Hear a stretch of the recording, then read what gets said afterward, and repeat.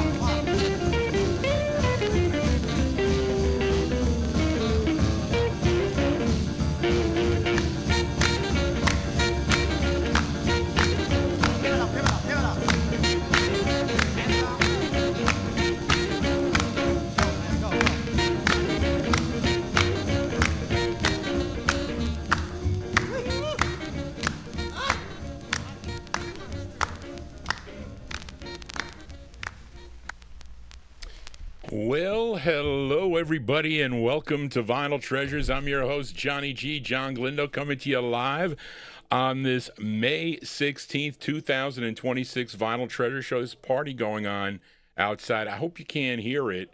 I don't want to close. Listen, they're singing. They have a Spanish entertainer out there. There must be a graduation party a little down on the next street, but they're now singing. I think they have to stop at 10 o'clock. They're outside there. It's a nice night. But my nephew Mason graduated today, University of Rhode Island. My parents were able to see that graduation. I saw a little bit too. I had to get up a little early to set it up. But I want to welcome you to the All 50s edition of the Vinyl Treasure Show, featuring all your requests. I got some bonus tracks for this evening. We're live on Oldies and More Radio, also live on the YouTube stream. So if you are new to this program, just tuning in, please consider subscribing to Johnny G's YouTube channel. We've picked up so many listeners over the last couple of weeks, really. So I want to welcome you here to the program. It's basically 1950s tonight. I think we're going to open up. Well, actually, let me tell you what I played. Okay, that's a cool instrumental. I didn't have that record. That was somewhat of a recent purchase. Well, within the last couple of years, let's put it, because I collect the Gotham label. And That instrumental opener was by this this performer was from Newport News, Virginia, played a variety of instruments, but mainly the electric 4-string tenor guitar. And in 1940, he joined the Cats and the Fiddle as a guitarist and a singer. Then in 1943, he ended up with the Art Tatum Trio.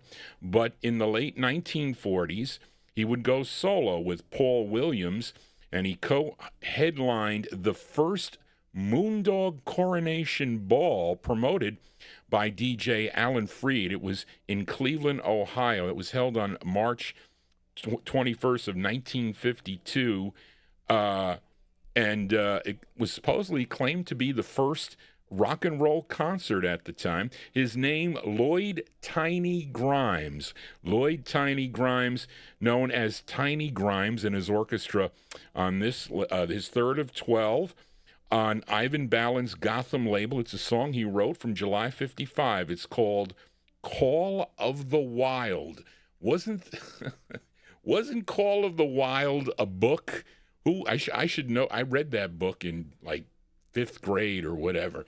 I remember my books. I haven't read a book in a long time, you know. I read some oldies books, you know, or some kind of source material, but never really a novel. Barbara reads the novels.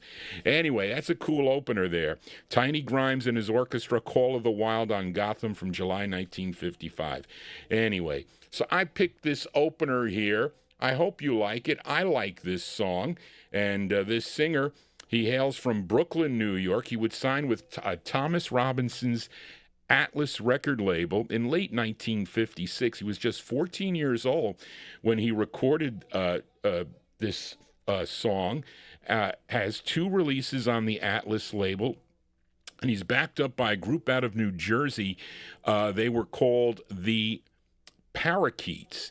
They had their own releases too, but this is the intended B-side of the 45 of his second release. It came out in April of 1957. Let's open up the vocal portion with Vic Donna and the Parakeets on the Atlas label. It's called Count the Tears, and this eye tears a lot, so count them. Here you go, our vocal opener.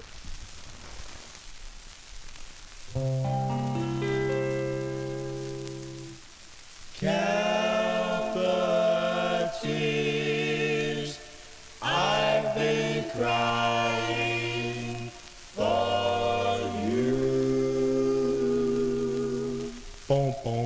How much do I miss you? How much do I need you? Just count the tears I've been crying for you.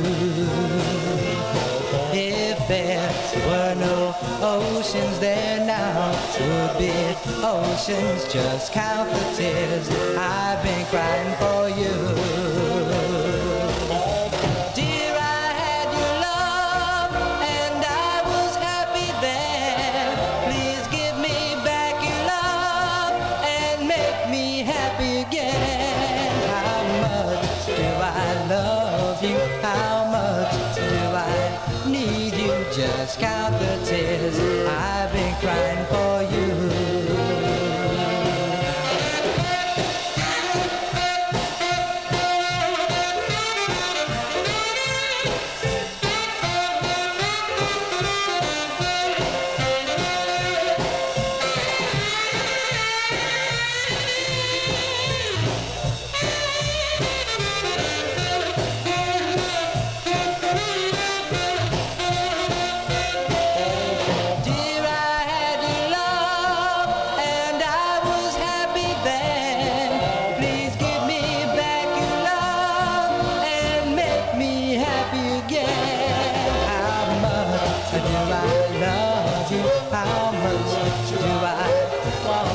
Just count the tears I've been crying for you.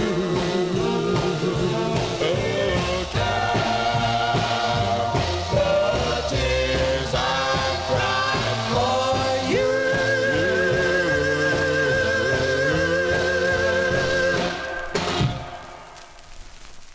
you. Okay, folks, there you go with our vocal opener there. I like that record. I like early Vic Donna when he's singing with a group, the Parakeets. They had their own releases, too, by the way, for Thomas Robinson's labels. That one there released in April of 1957, his second release on the Atlas label. Count the Tears is the name of the tune. That's a record I first heard on the Time Capsule show, and then I ended up buying that Relic LP, the best of Angletone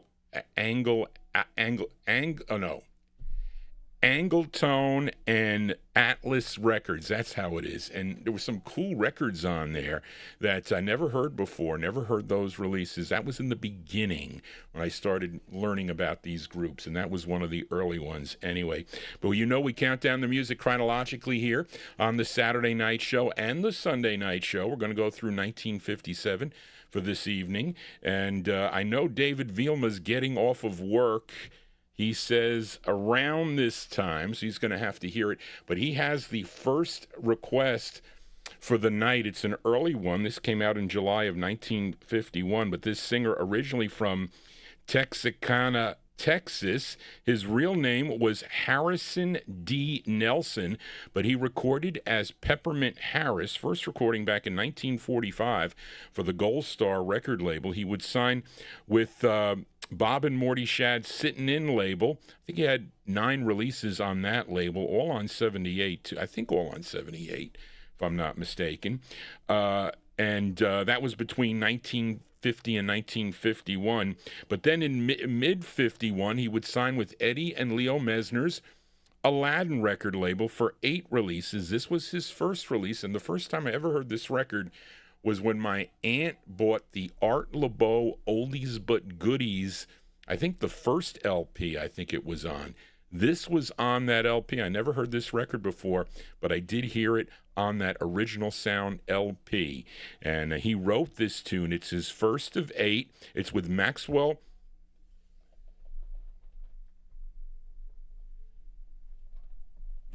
Davis. I had to take a double take. Maxwell Davis and his All-Stars from July 1951 by request for listener David Vielma in California. Peppermint Harris on the Aladdin. And do we like adult beverages here on the Vinyl Treasure Show? Actually, I got a couple tonight with involving adult beverages. This is one of them. It's called I Got Loaded. Here you go, David, for you, Peppermint Harris.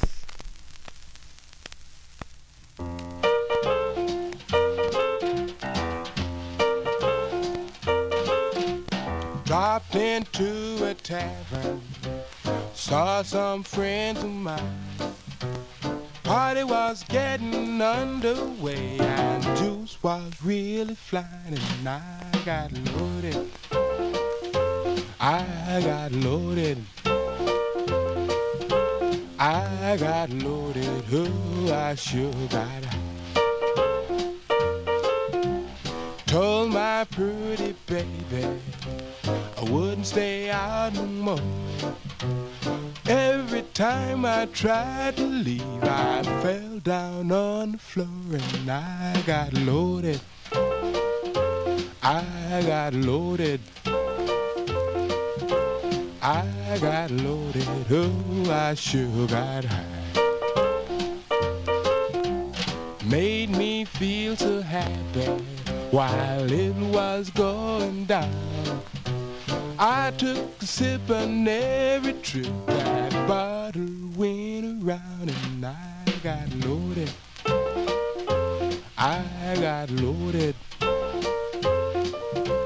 I got loaded, oh, I sure got high. Last thing I remember, I heard somebody say, won't my soul just let 'em roll until the break of day, and I got loaded. I got loaded. I got loaded, oh, I sure got high. If you see my baby, tell her this for me.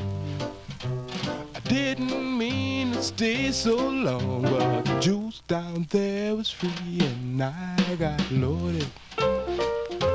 I got loaded.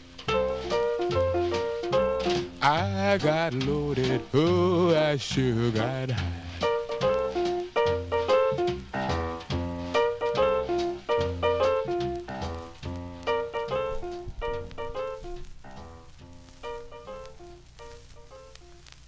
Yeah, we got some cool R&B tunes mixed in with the vocal groups tonight. As this show, I mean, it features rhythm and blues and vocal groups from the 1950s here on the program there. And I remember that record, Peppermint Harris, going out to listener David Vielma, July 1951, his first of 8 on the Aladdin record label. I Got Loaded is the name of the tune. I think didn't the Cadets also record that, I think? For the Bahari Brothers, if I'm not mistaken. I don't think it was the Jacks. I think it was the Cadets. Anyway, Johnny G's never gotten loaded, okay? Never did. I never liked it. I'm not going to say that I can't have a sip of wine, and I don't like beer, but I do like an occasional glass of wine sometimes. Not all the time. It's got nitrates in it. That's not good for me. But anyway, we do have some adult beverage songs coming up later here in the program. But let's move into 1952 now. And I have 3 songs in this block, the 1952 block, by this great group, the Dominoes, which is kind of unusual.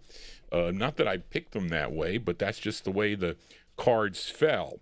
And of course, they would sign with Sid Nathan's Federal record label in late 1950. Now, this is a request for listener Edmund Williams in our YouTube chat. You're cleaning your house tonight, listening to the show, Edmund. I think I saw that there.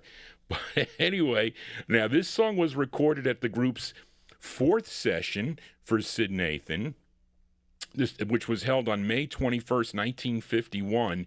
Now, this record was issued on, originally issued on a federal number 12072. It was the flip side of That's What You're Doing to Me. Then it was, again, re-released. I don't know why they, maybe released as an oldie because Clyde McPhatter maybe was having some, having some hits maybe with Atlantic. But a Federal would re-release it in September of 1957. I think is like a reissue oldie, I think, backed with Have Mercy Baby as the flip. But it's the group's 7th release, and it features the bass of the group, Bill Brown, on lead. I have the first press here. Came out in May of 1952 by request for Edmund Williams in our YouTube chat room. Let's give a listen to the Dominoes. Dominoes on Federal. It's called Love, Love, Love. This is Bill Brown on lead the bass. Here you go, Edmund, for you.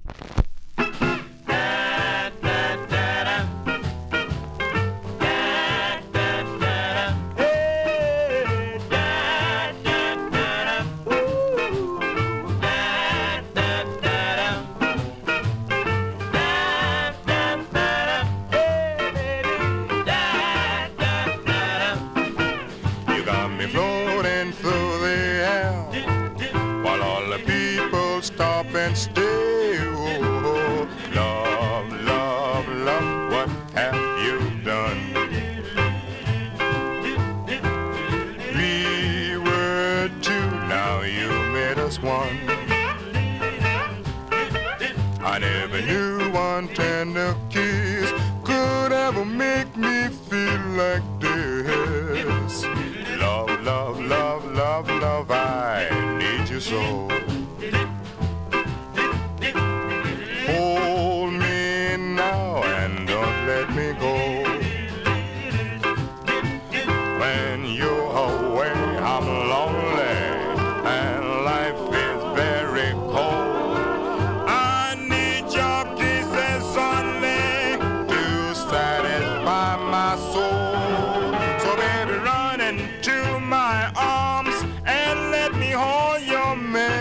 Charms, oh, love, love, love, love, love, you're sending me. Love, love, love, how great can you be? When you're away, I'm lonely, and life is very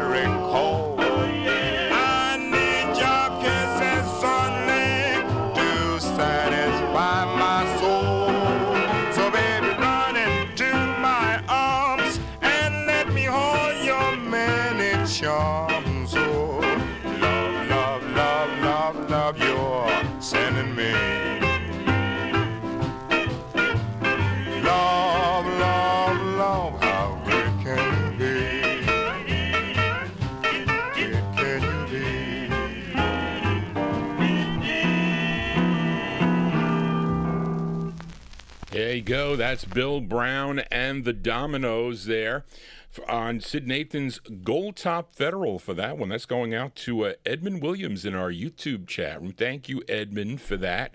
I think many people like this show. Someone said it was infectious. Is this show infectious? Maybe Johnny G is infectious with the music. But that one there, called Love, Love, Love from May of 1952 for Edmund Williams. And this was the last release as mentioned as the Dominoes, because after this release, they were Billy Ward and the Dominoes. He took top billing, and we're going to have a twin spin with the Dominoes, and this is the group's 8th release. This is actually a flip side request for listeners Frank and Jerry Gingaro in our YouTube chat room. Now, last Saturday night, we played the flip of this called I'd Be, Satisfied, with Clyde McPhatter on lead, but let's flip it over here, and it features Johnny Oliver on lead. This tune written by Billy Ward and Rose Marks, and recorded at the group's 6th session, which was on September 17th, 1952, was released a month later in October of 52 by request for Frank and Jerry Gingaro in our YouTube chat room. Here are Billy Ward and his Dominoes with No Room. Here you go, Frank and Jerry, for you, the Dominoes. There's a sign on your heart that is really a work of art. It says no room, no room, darling, no room, darling, no room for you. Might have known love would end when I took you to meet my friend. Now it's no room, no room, darling, no room.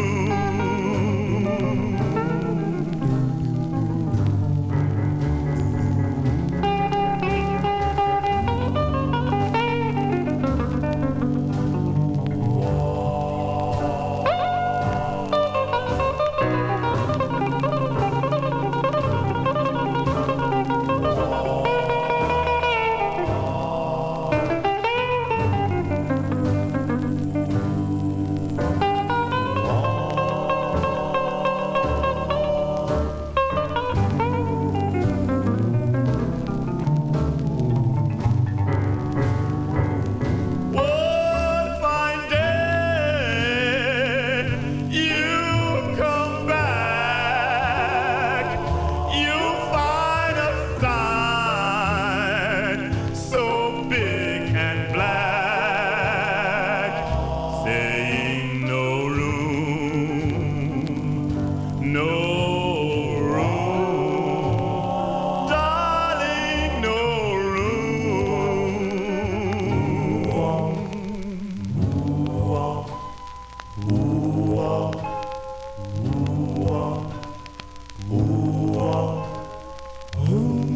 Baby, no room.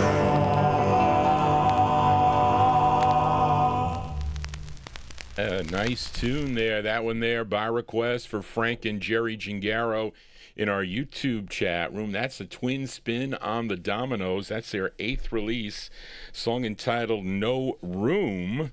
Johnny G's running out of room with the records here, I'll tell you that much.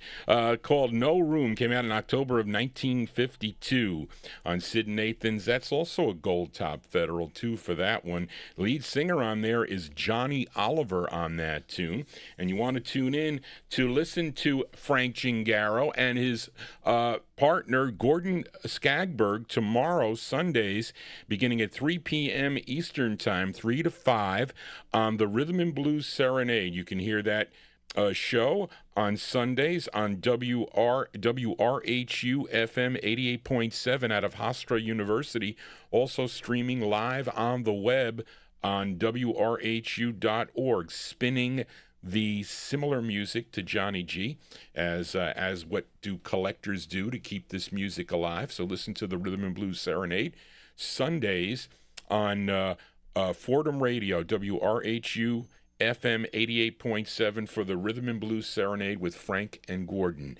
And thank you guys for tuning in to Johnny G's program as we keep the music alive. Let us continue here, and let's fill a request now for Casey Hines in Paris, as you heard the bass of the Dominoes, Bill Brown. He would leave the Dominoes to form this group called the Checkers, and he remained with Sid Nathan, but this time on his King label, okay? And this is actually the group's debut single, great two-sided 45.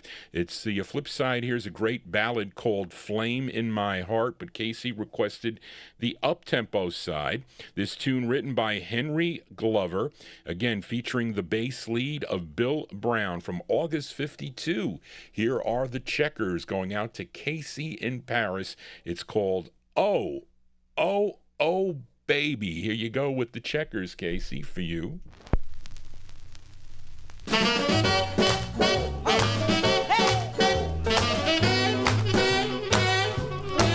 Oh, baby, you make me feel so good. And something you got that makes my blood run hot. Hey, baby, you sure keep me in the mood.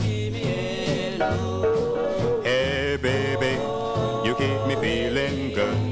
You sure thrill me so with the light down low. Hey, baby, you sure keep me in the mood. I like the way you whisper in my ear. Say the little thing I like to hear.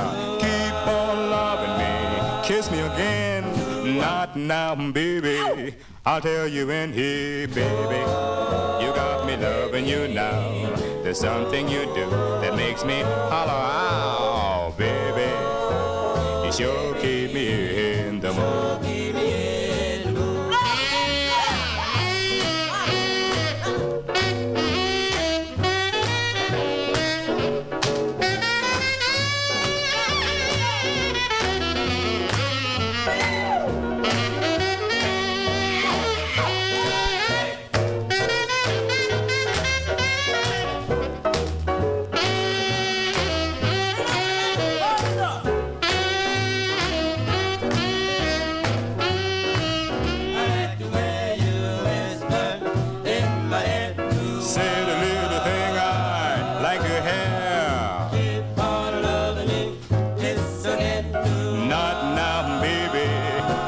You in here, baby.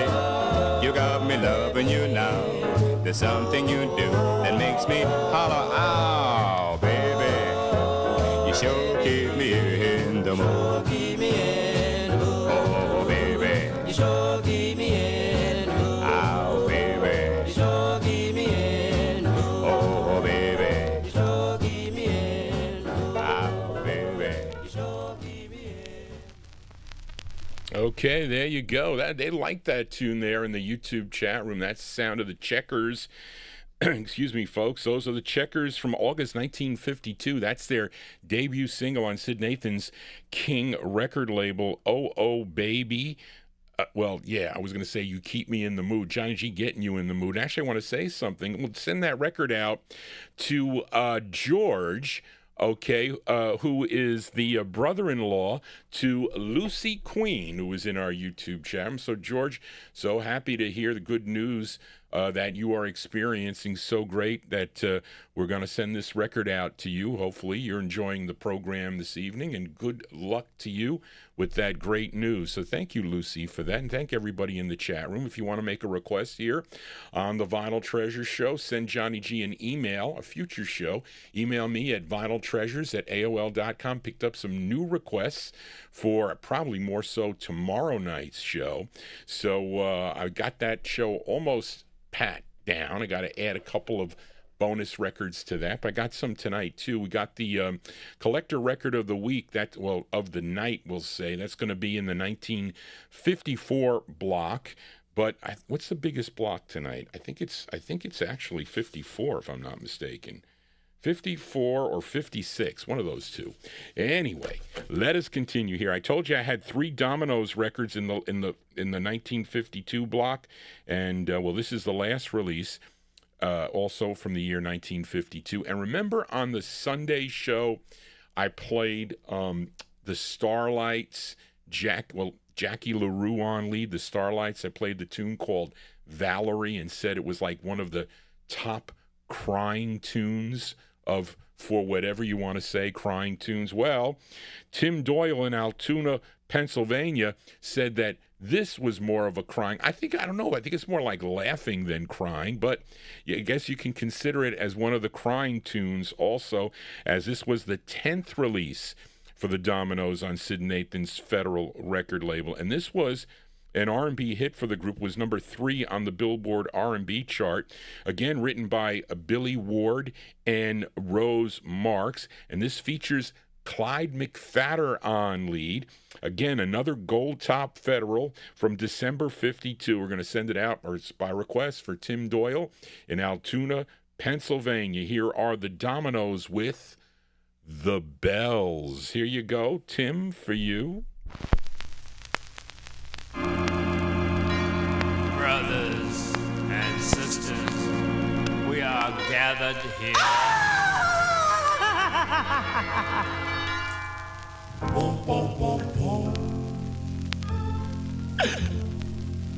There are 4 black horses with eyes of flaming red. There are roses tied with ribbons all around my baby's head. The bells are ringing, and they say I'll go and see.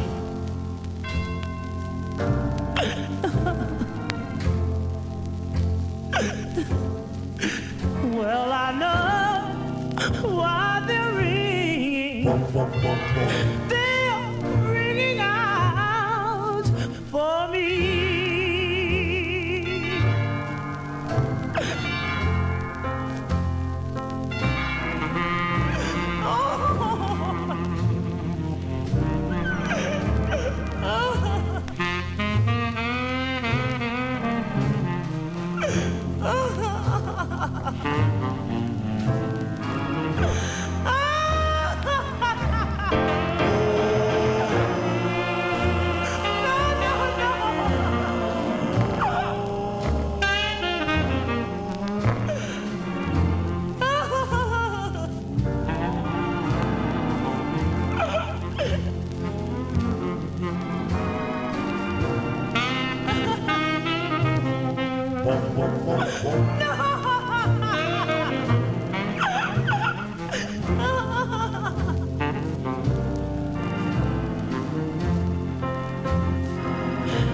Baby, please forgive me. I know I've caused you pain. I replaced your tears with diamonds just to see your face again. The bells are ringing, and they say I ought to go and see.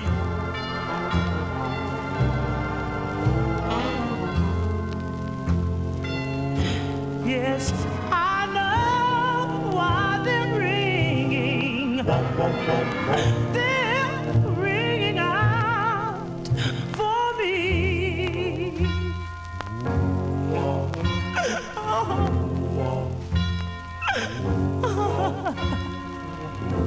Ashes to ashes, and dust to dust.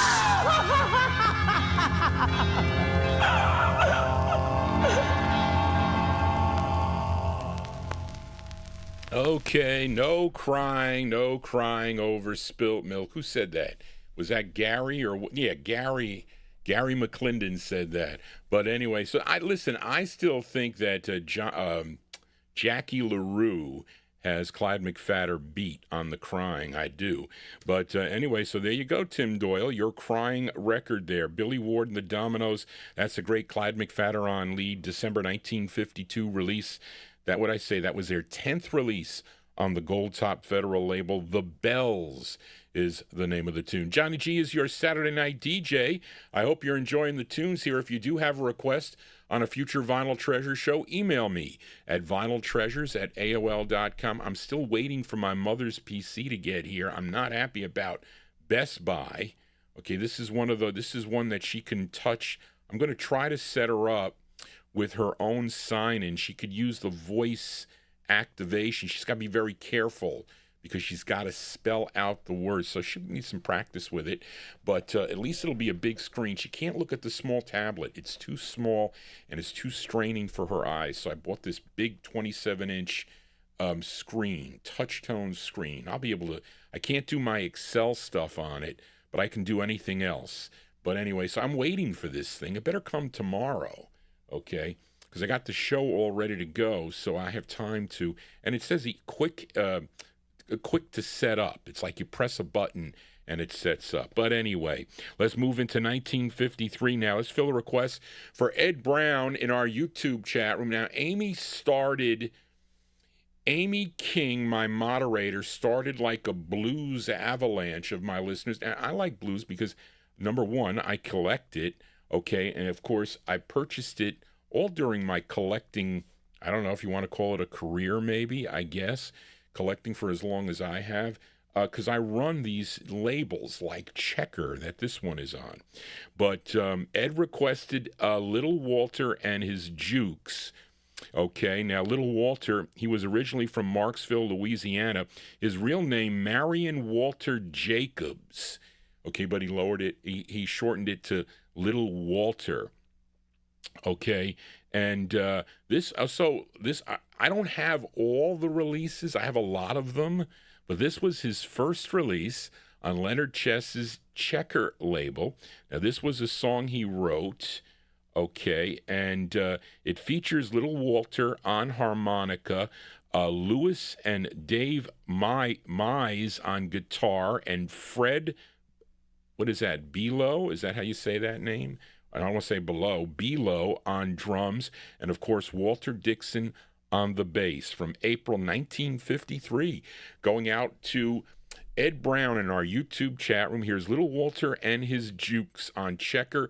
It's called Tell Me, Mama. Here you go, Ed, for you, Little Walter.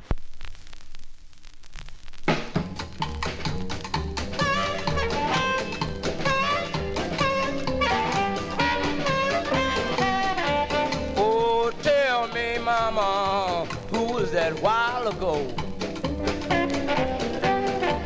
Oh, tell me, Mama, who was that while ago? Yes, when I come in, ooh, out that back door. Now don't come here, Mama, I'm gonna start raising sand. You've been out boogie-woogie, there's something I don't understand. I want you to tell me, Mama, who was that a while ago? Yes, when I come in, who went out that back door? Now, this is something I never seen before. A man is getting my money, always slamming my back door. I want you to tell me, Mama, who was that while ago? Yes, when I came in, who went out that back door?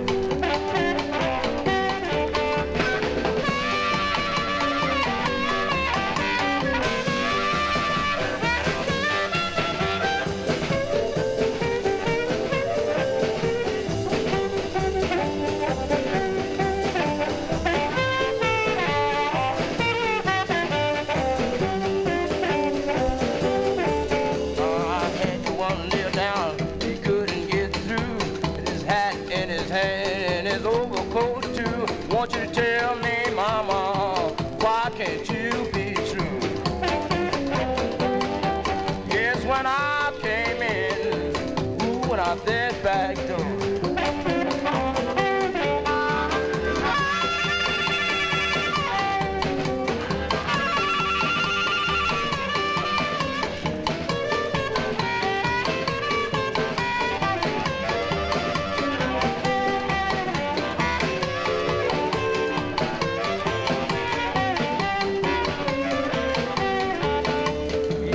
By me running, smelling like a whiskey can. My hat in his hand and my overcoat too. Want you to tell me, mama, who was that while ago? Yes, when I came in, who went out that back door?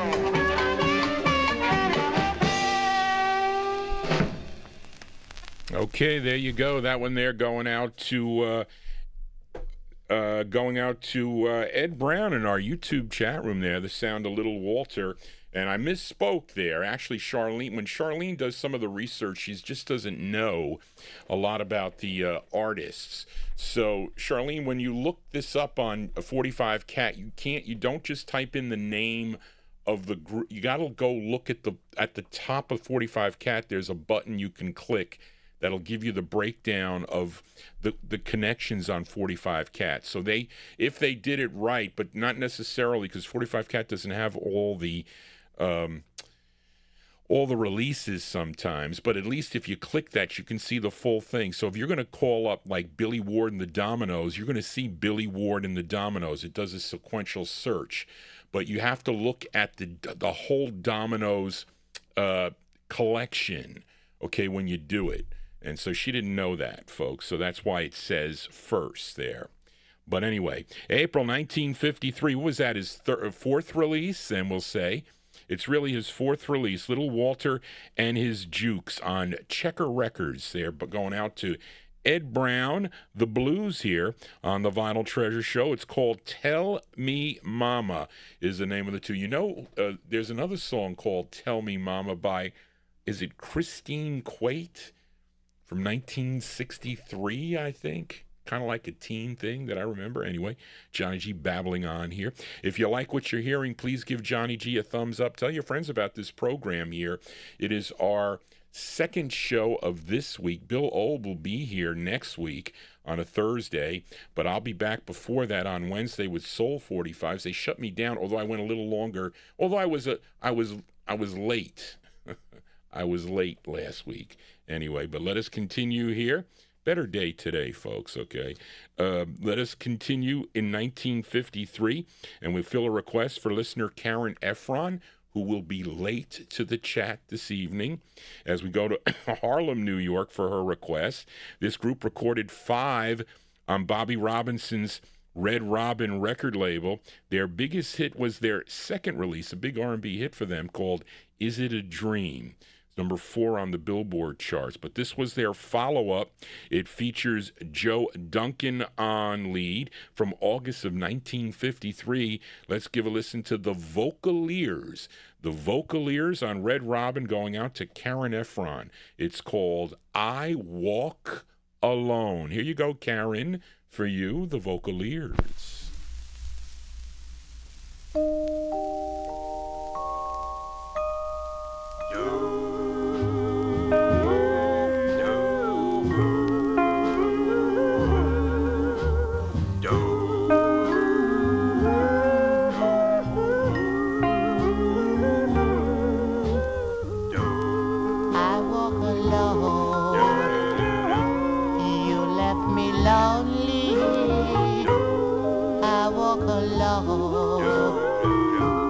Long for you only. I walk alone down the street of dreams. Down the street of dreams. I walk alone. You left me this way. I walk alone. I have my day.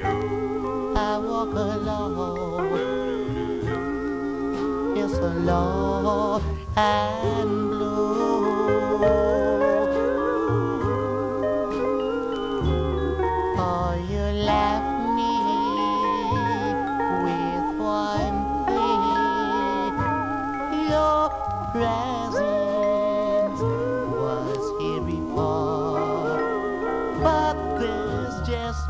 memories, memories, memories.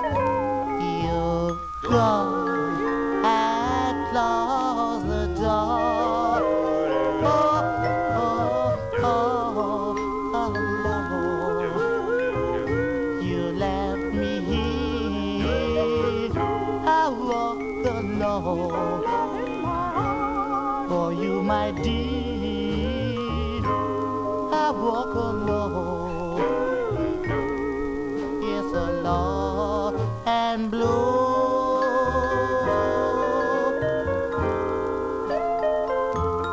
I love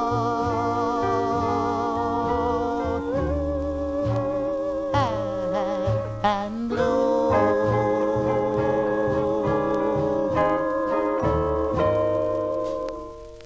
That's the great sound of the Vocaleers here on the Vinyl Treasure Show, as requested by Karen Efron. The Vocaleers, that's Joe Duncan. Joe Duncan on lead, August 1953. What did I say that was? That was their third release on Bobby Robinson's Red Robin record label, I Walk Alone. I have to say, at least, and that one plays pretty nice. You know, sometimes with these Red Robins, they're not, you know, you either find them with a hiss or whatnot, but that one is a nice one. I think most of my, I think my Vocaleers all play pretty nice. I try to get nice copies of the record. I try my best, folks, is what I try to do. But anyway, let us continue in 1953. This is a request for Sue Levy. Now, how many of you out there are coffee drinkers? Okay, I am a coffee drinker. I make coffee every morning when I get up. I have a routine here for Mr. Galindo, not me, Mr. Galindo Sr., so I have to like set him all up in the morning. But I make coffee. My mother used to make it, I don't know, Ma, how many years? For umpteen years before I took over to make it. And I like it in the Pyrex. You know, those old Pyrex percolators? So I have it pat down what to do. And I make you can ask her. I make a decent coffee, but I don't know how many. I drink 2 giant mugs like this big, but they're in the morning. Listen. Sometimes I want to have coffee at night, but it'll keep me up, and I go to bed too late as it is anyway. But it relates to this song. Okay, this is by request for listener Sue Levy in our YouTube chat room. This gal born in Mansfield, Texas. Now she is the sister to, wait a minute. Really? That can't be. So Charlene, is that a typo here? You have she is the sister to Florence Handy. Who's Florence Handy, who recorded as Carney in 1965? Is that the right date? That can't be. I don't know, because okay, I don't know who that is. I don't know who Carney is. I just don't know who that is. But this gal recorded in the 40s and the 1950s, okay, on Capitol. I don't know. Anyway, this is actually a cover song. I don't know, folks, about this. I just don't know. But anyway, this is a cover tune. I'm going to play the original right after I play this cover tune that Sue Levy requested. Okay, this is on Capitol Records. Her name is Ella Mae Morse. So many. Ella Mae Morse from July 1953, going out to Sue Levy. And the song is called 40 Cups of Coffee. Then we're going to follow it up with the original of that, and we'll talk about it. But let's give a listen to the cover from July 53, Ella Mae Morse, 40 Cups of Coffee. This is going out to Sue Levy. Here you go on Capitol.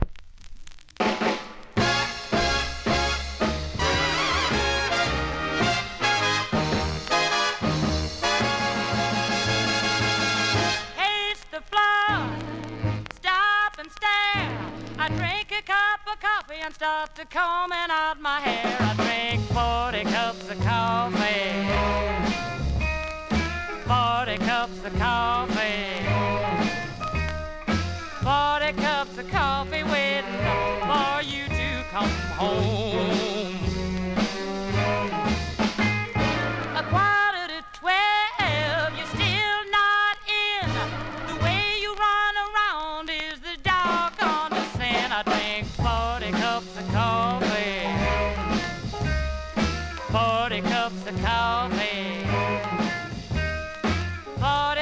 of coffee waiting for you to come home. 2:45, I start watching the clock. The phone won't ring, so I'm waiting for your knock. I drink 40 cups of coffee, 40 cups of coffee, 40 cups of coffee waiting for you to come home.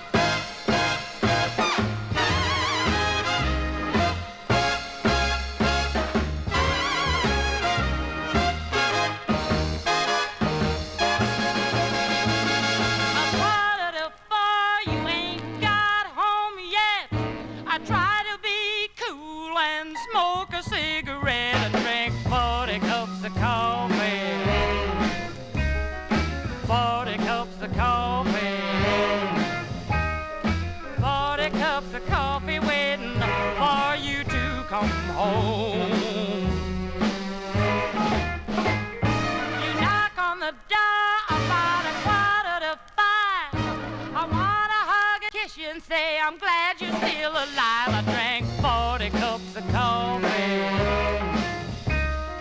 40 cups of coffee, 40 cups of coffee, but I'm glad you finally came home.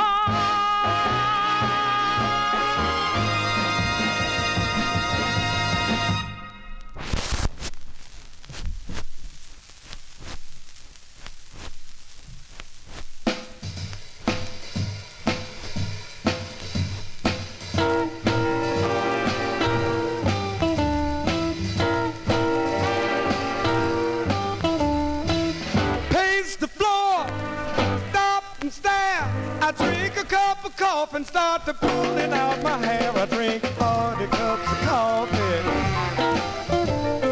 40 cups of coffee, 40 cups of coffee waiting for you to come home. 11:45 and you're still not in.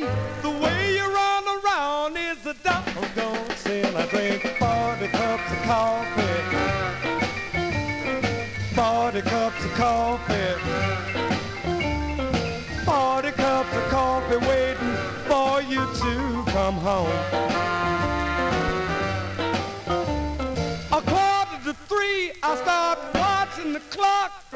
The phone won't ring, so I'm waiting for your knock. I drink 40 cups of coffee,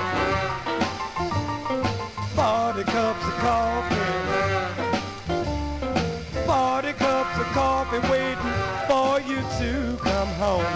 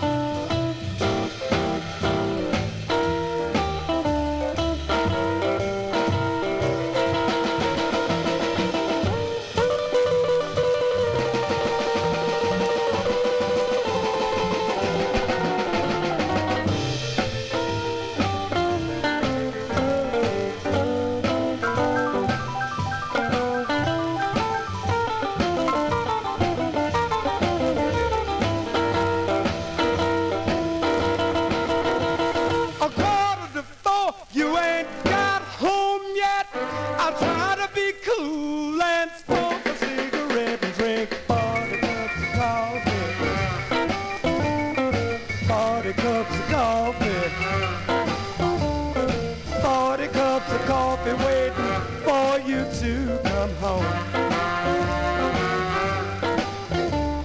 You knock on the door about 4:45. I run to hug you and kiss you and say thank God you're still alive. I drank 40 cups of coffee, 40 cups of coffee, 40 cups of coffee, but I'm glad finally came home.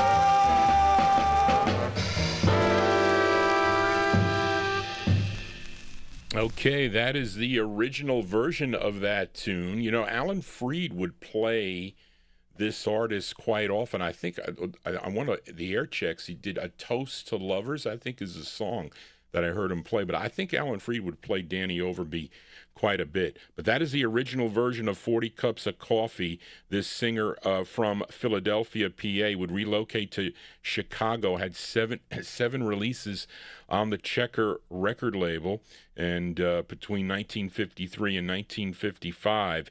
And that was his second release on Checker with the King Colacs and his orchestra.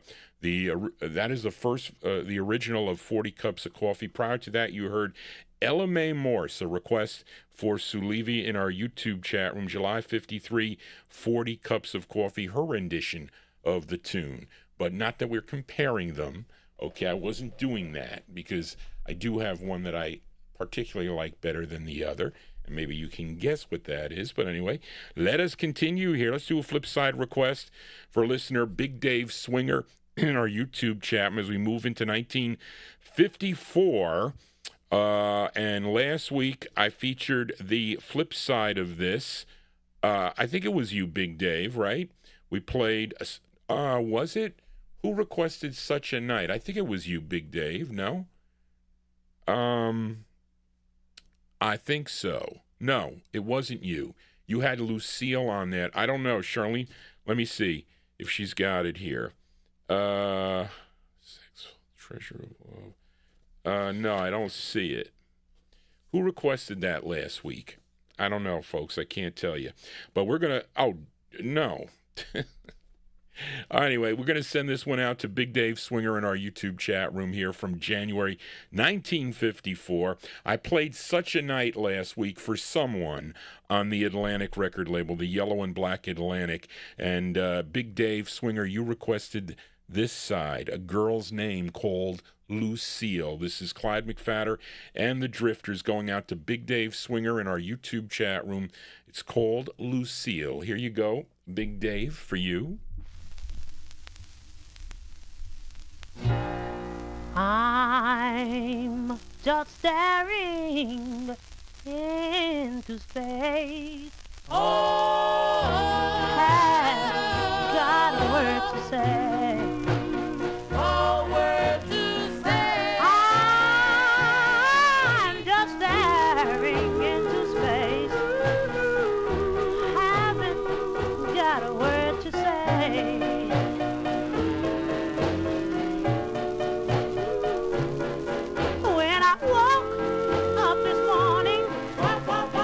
Lucille had gone with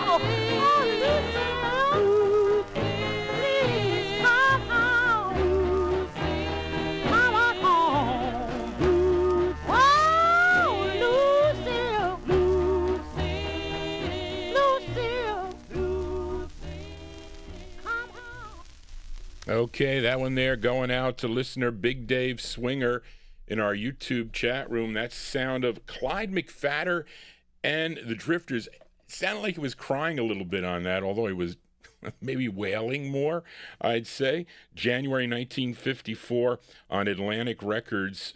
The second of I'm not going to say it.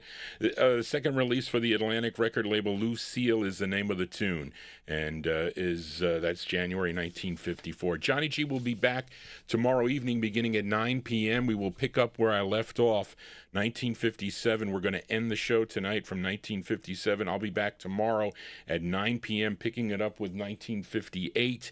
And I think I have a record from 1966 that I'm closing the show tomorrow that was made popular by Gus Gossard on the Gus Gossard Show back in the early 1970s. I'm sure many of you might be able to guess what that is. And those of you that are in the YouTube live chat room, put the live chat down, because sometimes, I don't know why, but YouTube identifies some people as bots, but they really are not.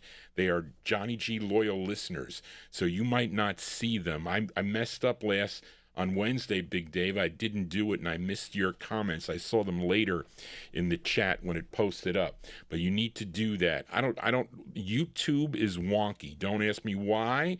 They are. But anyway, let us continue here. We are in the 1954 block. Let's fill a request for listener Daniel Kubacki. Daniel requested just about every release on Savoy by this group from Cincinnati, Ohio. Okay, last week we featured this group for Daniel, Luther Bond and the Emeralds, out of Cincinnati, Ohio. And I don't know what the song... I don't know what the song was last week that we picked for you, Daniel. But anyway, this is their... Oh, the flip side of this. I'm sorry. It was the flip side of this, Daniel, if I'm not mistaken. You requested... was it Starlight, Starbright? I think that was it. I don't know. Charlene doesn't have it here. But this is the intended A side that we're featuring for you tonight. This is the second of three on Herman Lubinsky's Savoy Records, out of Newark, New Jersey. Came out in June of 1954, and it was written by the lead singer of the group. His name is Luther Bond. Now, Savoy received tapes, or I should say Sid Nathan received tapes from their manager, was a disc jockey there in Cincinnati, and the parents of these guys, they said, you can't go to New York to record. You're too young. You're not going. So Herman Lubinsky sent his band to Cincinnati to record the group. But here is a request for Daniel Kubacki. This came out in June of 54. It's Luther Bond and his Emeralds on Savoy. It's called You Were My Love. Here you go, Daniel, for you. You were my love. You were my all. You were my only one. Baby, why must we part? You were my dream. You were my heart. You were my only one. Baby, why must we part? You were my love.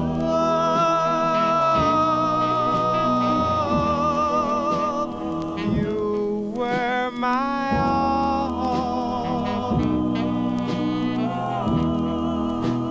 You were my only one. Baby, why must we part? Do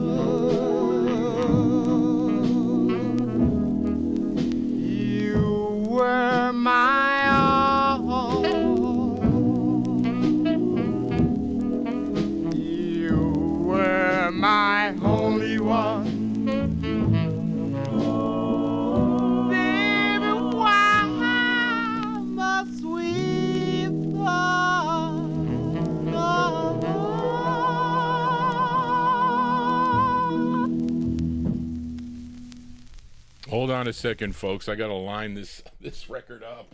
Here, it's slightly off center. I think that's all right. Let me see. No, it's still too far off here. Hold on a second. Yeah, that looks better. I think that looks better. Yeah, that's good enough. That's close enough for government work, folks. I apologize. It's just discombobulated tonight for...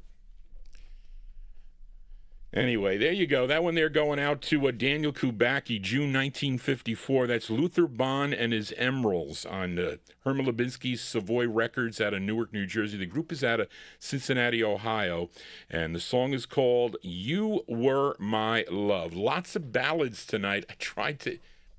I didn't have time to go and interject some other things in, so these are your requests, folks. I try to line them up as best I can. Okay, but listen, some of you like the ballads in there, like Joe Shacatano, a big ballad guy, and others like the up-tempos. Well, we're going to go a little up-tempo with this one here. This is, last week, I featured the collector record of the night. It was by the Meadowlarks. It was their second release for the Bahari Brothers RPM record label. It was called LFMST Blues. Thank you for the information on the Lucky Strike. You know who you are. Didn't know all that. I didn't know. I don't know much about cigarette filters, but my mother corrected me. My grandfather smoked Camels, and Camels had no filters. Of course, my poor grandfather passed away at 50 years old. I was only 3 years old at the time.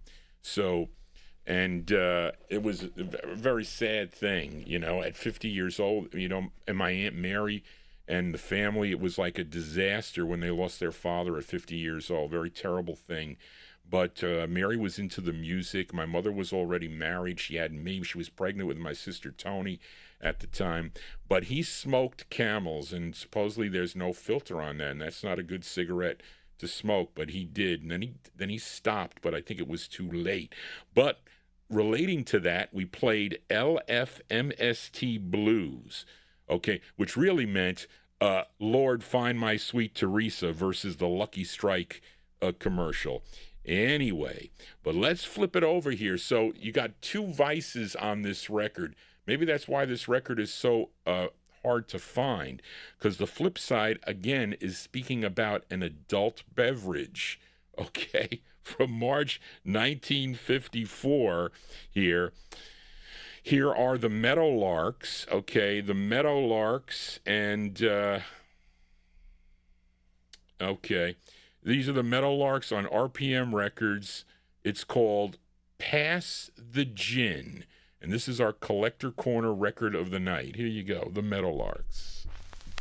Well, pass that gin, just one more gin, pass the gin, one more gin, pass the gin, one more gin, pass the gin, one more gin, pass that gin, just one more gin.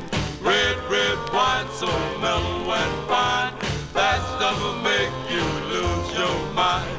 If you want to have a good time, pass that gin, just one more gin, pass the gin, one more gin, pass the gin, one more gin, pass the gin, one more gin, pass that gin, just one more gin. The Lord's in the front room losing her mind, Anne's in the back room drinking good wine. I just want one more gin, one more nip of that gin, baby.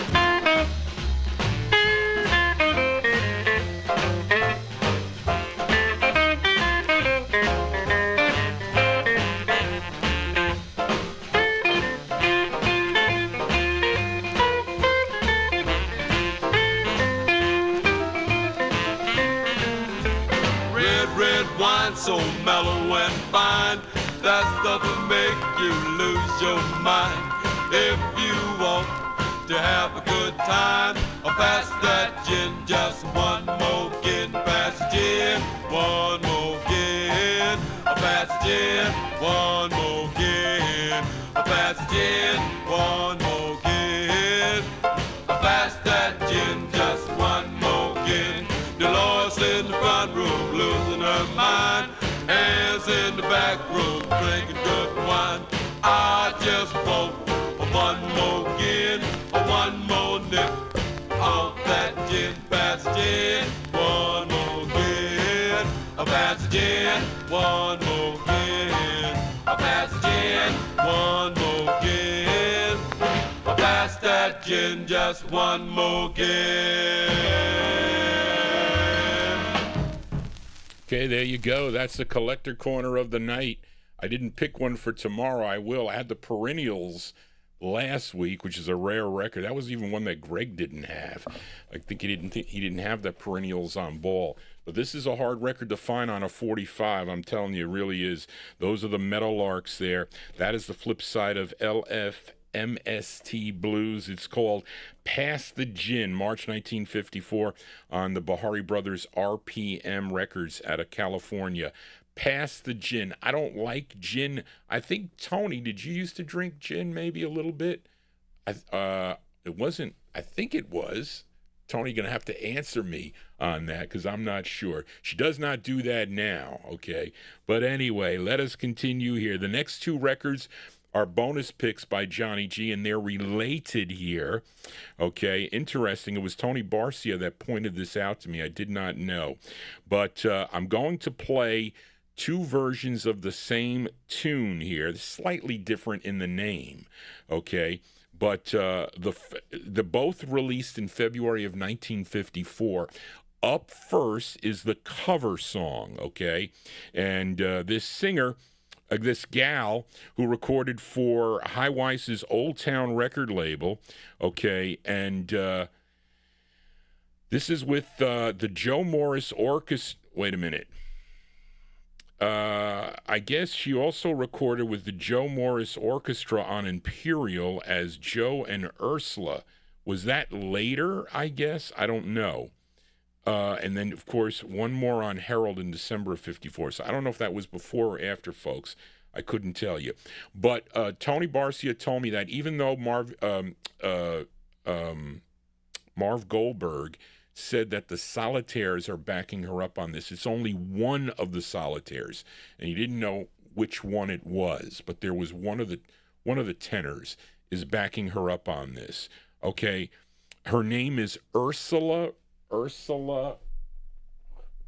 Reed. Ursula Reed from February of 54. It's on High Weiss's Old Town label. This is on red vinyl. It's called Laughing 'Cause I'm Crying. Then I'm going to follow it up with the original version of this song as done by a group from Brooklyn, New York. Okay, they were known as the Toppers. Of course, this is, I think they first recorded as the Tune Toppers, though, in the earlier in the 1950s. But this is actually a B-side. It's the B-side of "Baby Let Me Bang Your Box" was the A-side, I think. But this is the B-side. This group called the Toppers, okay, and it is called "You're Laughing 'Cause I'm Crying." So this one is called "Laughing 'Cause I'm Crying," and then I'm going to follow it up with the Toppers on Jubilee with "You're Laughing 'Cause I'm Crying." So up first is Ursula Reed. Tell me what you think, folks. Here you go. Ursula Reed on Old Town.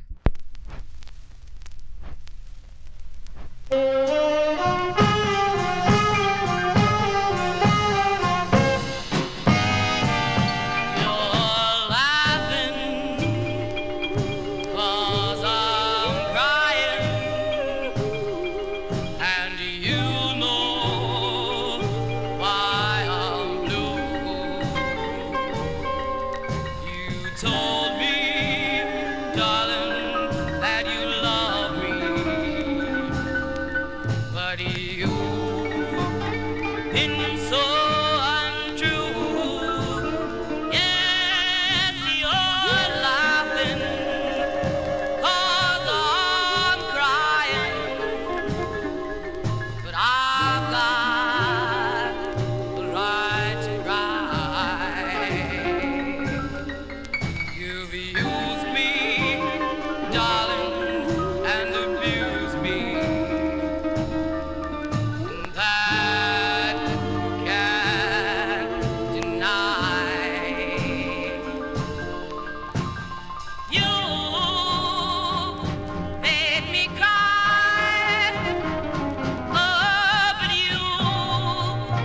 you didn't realize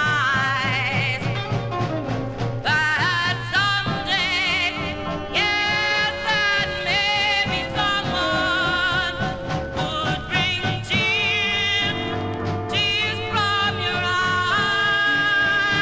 Yes, you're laughing 'cause I'm crying,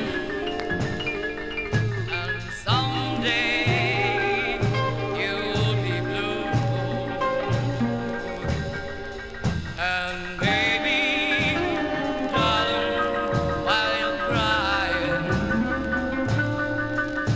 I'll be laughing at you.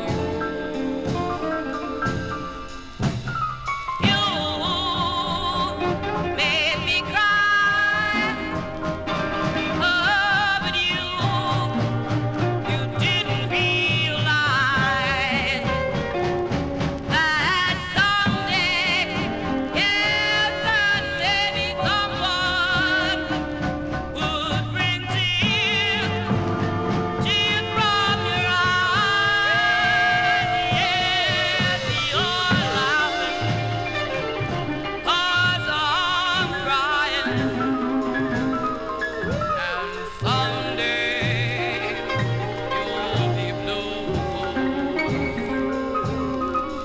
And baby, darling, while you're crying, I'll be laughing at you.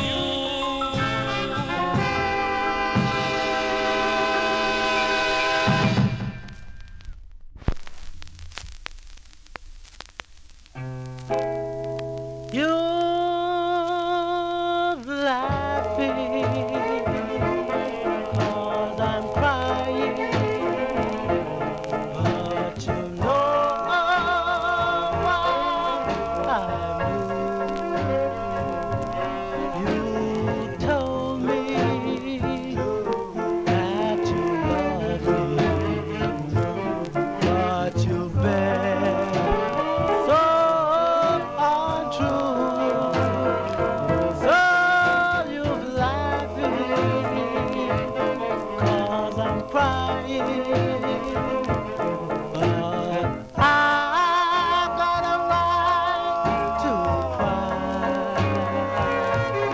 You use me and abuse me, and that you can't deny. You made me cry, but you don't realize that someday maybe someone will bring tears to your eyes. Yes, yes, you're laughing 'cause I'm crying, but someday you'll be blue. And maybe while you're crying, I'll be laughing at you. I'll be laughing at you.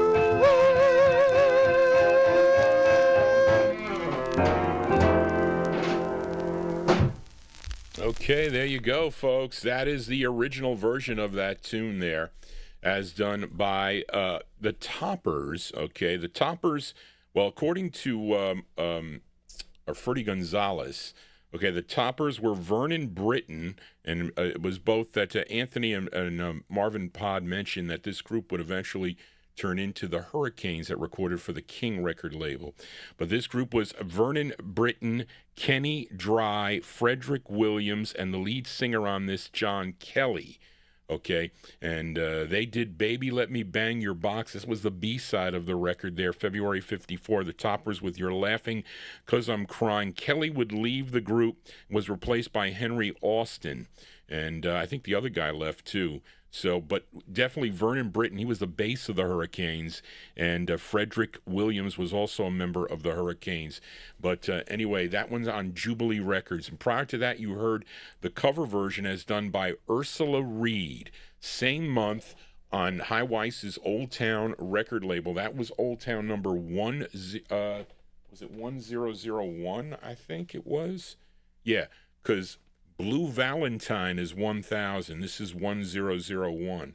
I was like shocked when I got this. And Reed, I had you in mind when I posted some scans of records on my Facebook page. If you go to John Galindo Facebook page there, I posted some scans of records that 45 Cat did not have. So you can copy those and put those on the, I think there was another one I put up there too, if I'm not mistaken. But there you go. You got the comparison there. Ursula Reed with Laughing 'Cause I'm Crying, and the toppers with You're Laughing 'Cause I'm Crying. Well, Johnny G definitely ain't laughing. Sometimes no laughing matters here. Although sometimes I do have to laugh about it, I guess. You know what I'm saying? Let us continue. Let's do a twin spin on the Jubilee label. And let's fill a request for Jessica Stanley. Okay, she requested this great group out of Baltimore, Maryland. Okay, this is the group's 37th release on Jerry Blaine's Jubilee record label. This song dates back to 1936, a tune written by Billy Hill as done by Richard Himber and his Ritz-Carlton Orchestra with a vocal of Stuart Allen on the Victor label. That would be the RCA label. But this one's from July of 1954, and it features Sonny Till on lead. So this is Sonny Till and the Orioles on the Jubilee label from July 54, going out to Jessica Stanley and their rendition of the tune, In the Chapel in the Moonlight. Here you go, Jessica, the Orioles.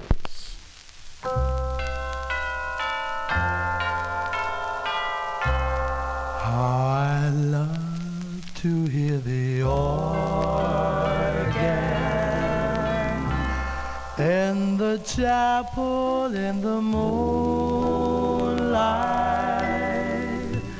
while we're strolling down the aisle where roses entwine. How I love to hear you whisper in the chapel in the moonlight that the love light in your eyes forever will shine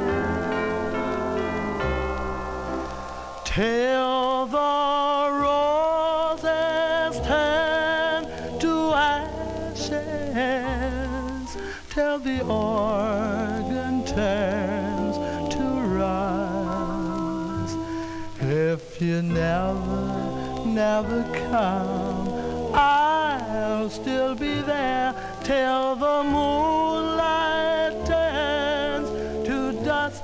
How I love to hear the choir in the chapel in the moonlight as they sing, oh, promise me forever be mine till the roses turn to ashes, till the organ If you never, never come, I'll still be there till the moonlight turns to dust. How I love to hear the choir in the chapel in the moonlight as they sing, oh, promise me forever be mine.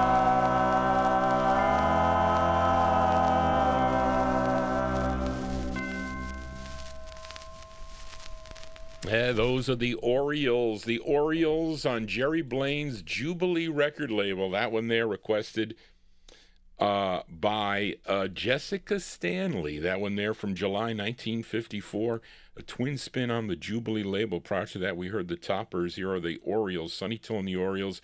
Their rendition of the tune In the Chapel, in the Moonlight. So many recorded that song through the years. Johnny G is your Saturday night disc jockey here. We're live on YouTube, also live on oldiesandmore.com if you want to hear the stream there. You don't have to worry about the copyright, the AI copyright police on this program, as they don't know a lot of these records. Maybe this one, but we're too early in the show for them to tell me to remove this record. But anyway, so please consider subscribing to Johnny G's Vinyl Treasure Show. And if you do have a request on a future show, please email me at vinyltreasures@aol.com. That is the best way. Sometimes I'll miss the requests, but or forget about the chat room because that ain't going to happen. Okay. And anyway, but let us continue here. Let's move into 1955 and fill a request for Record Ralph in Syracuse. You know this singer from Kansas City, Missouri, born May 18th, 1911.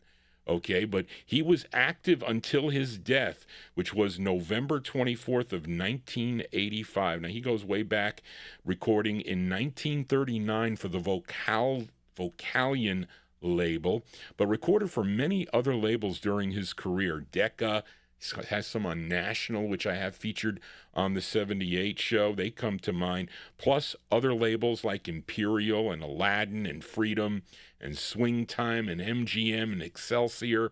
And then he would sign with Atlantic Records, and that's when he started to becoming really popular.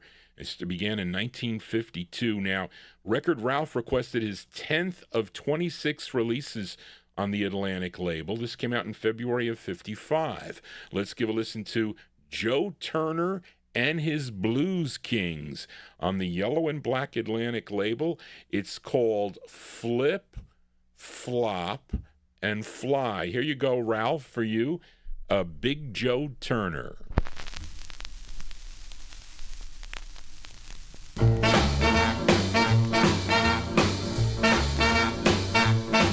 Now when I get the blues, I get me a rocking chair.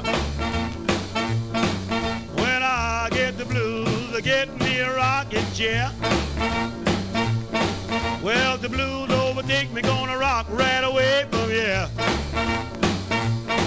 Now when I get lonesome, I jump on the telephone. When I get lonesome, I jump on the telephone. I call my baby, tell I'm on my way back home. Now flip, flop, and fly. I don't care if I die. Now flip, flop, and fly. I don't care if I die.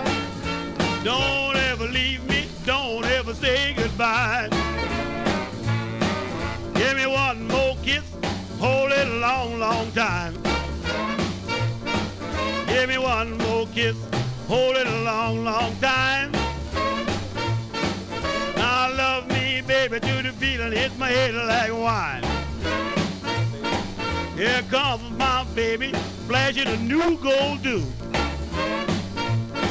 Here comes my baby, flashing a new gold do. Well, she's so small, all she can mumble in a payphone booth. Now flip, flop, and fly. I don't care if I die. Now flip, flop, and fly. I don't care if I die. Now don't ever leave me, don't ever say goodbye.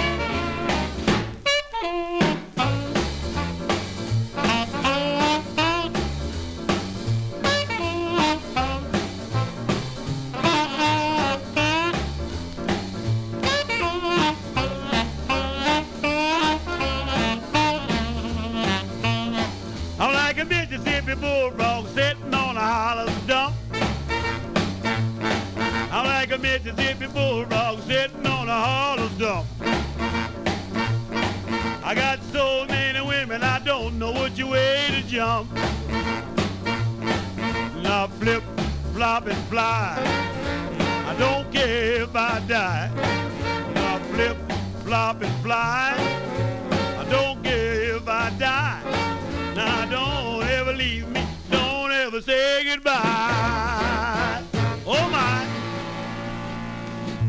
Yeah, jump tunes here for a Saturday evening on the Vinyl Treasure Show, going out to Record Ralph in Syracuse. They like that tune. We like Joe Turner here on the program. February 1955. What I say, that was his 10th release. I think I said his 10th release on the Atlantic record label. Joe Turner and his Blue Kings. Blues Kings, not Blue Kings, Blues Kings. It's called Flip, Flop, and Fly, covered by some other singers also through the years anyway. But there you go, always a favorite here on the Vinyl Treasure Show. I will be back tomorrow evening beginning at 9 p.m. right here. We're going to pick up in the 1958 block. And then we'll continue through 66. I have my last record. But tonight we're stopping in 1957. We are in the 1955 block. And let's fill a request for listener James Pomerico. You know, James, I have to tell you, I noticed, so I'm okay when it comes to the cell phones, okay? But I don't, on Facebook Messenger, which I'm not that keen on, it said all of a sudden, I guess I did an update or whatever.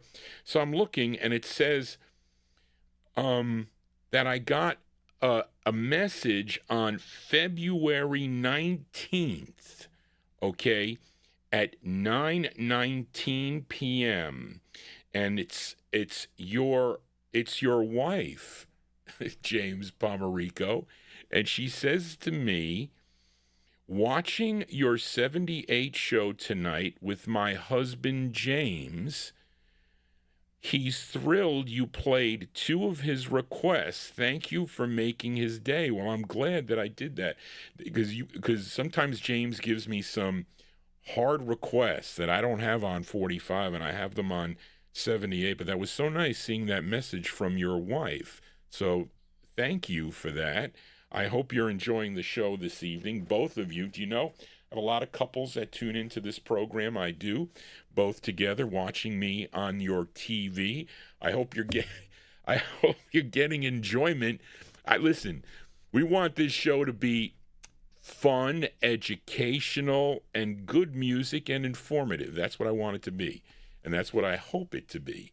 But anyway, this is a request for James Pomerico, this great group out of San Diego, California. They recorded 3 for Eddie and Leo Mesner's Aladdin Records, and James requested their second. Now, the group was originally, before they recorded, they were originally called the Capris, but Eddie Mesner didn't like that name. He said, you know what, we want to name you after our label. So we want to call you the Aladdins. And that's what they did. They called them the Aladdins.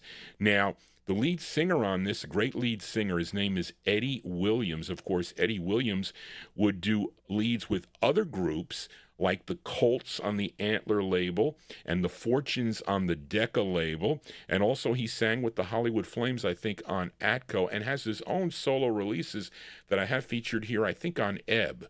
But anyway, let's go to September of 1955 and give a listen to the Aladdins. Eddie Williams on lead, the Aladdins on Aladdin, going out to James Pomerico. We'll also send it out to his wife. It's called I Had a dream last night.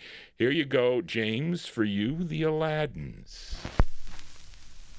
I had a dream last night. I held you oh so tight. You stole my heart with a kiss in my dream last night.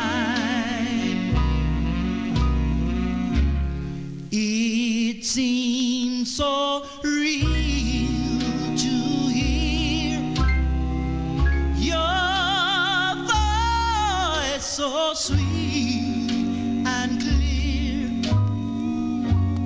You whispered, I love you, dear, in my dream last night. Will this dream ever come true? Or does it mean that we'll never meet again? Except in a dream.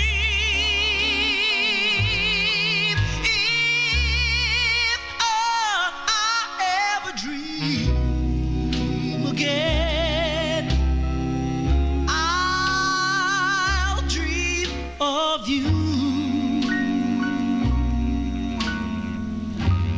Please hold me with all your might, like you did last night.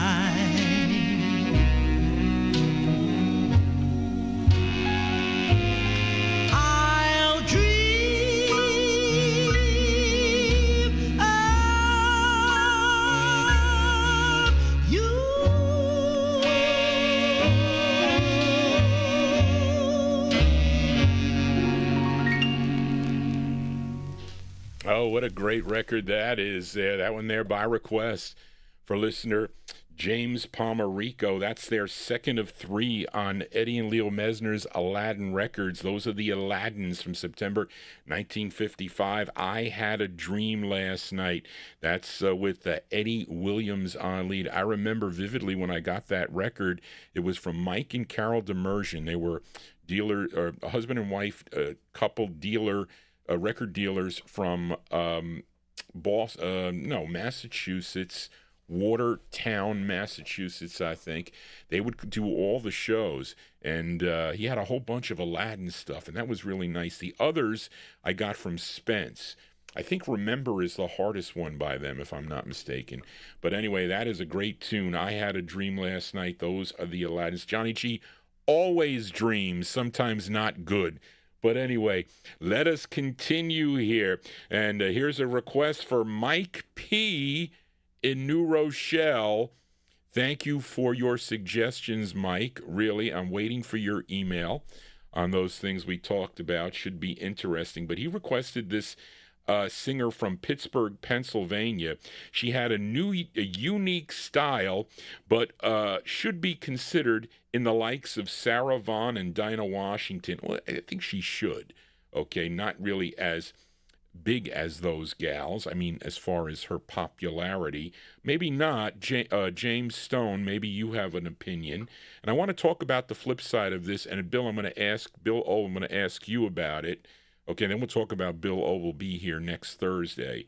But she did not achieve that much success. It was sad. But she signed with Capitol Records in late 1954. She had about 19 releases on the label through January of 63. Now, Mike requested her third release. Now, this tune written by Bobby Sharp, and this is with Howard Biggs and the Orchestra from May of 1955. Let's give a listen to Dakota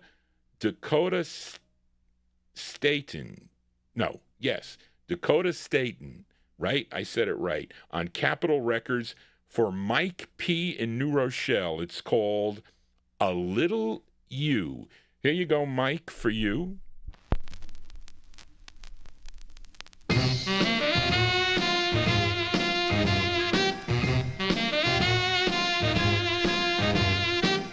I've got a $5 bill in my pocket, a silver watch and a ring and a locket.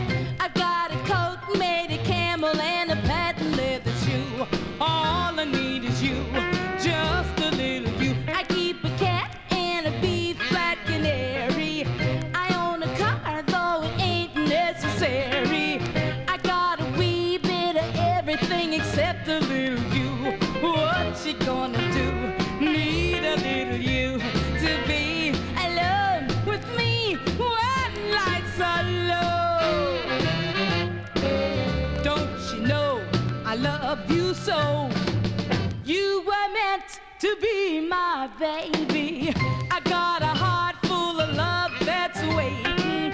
Why don't you kiss me and stop hesitating? I've got a lot, but it's nothing till you say you love me too. What you gonna do?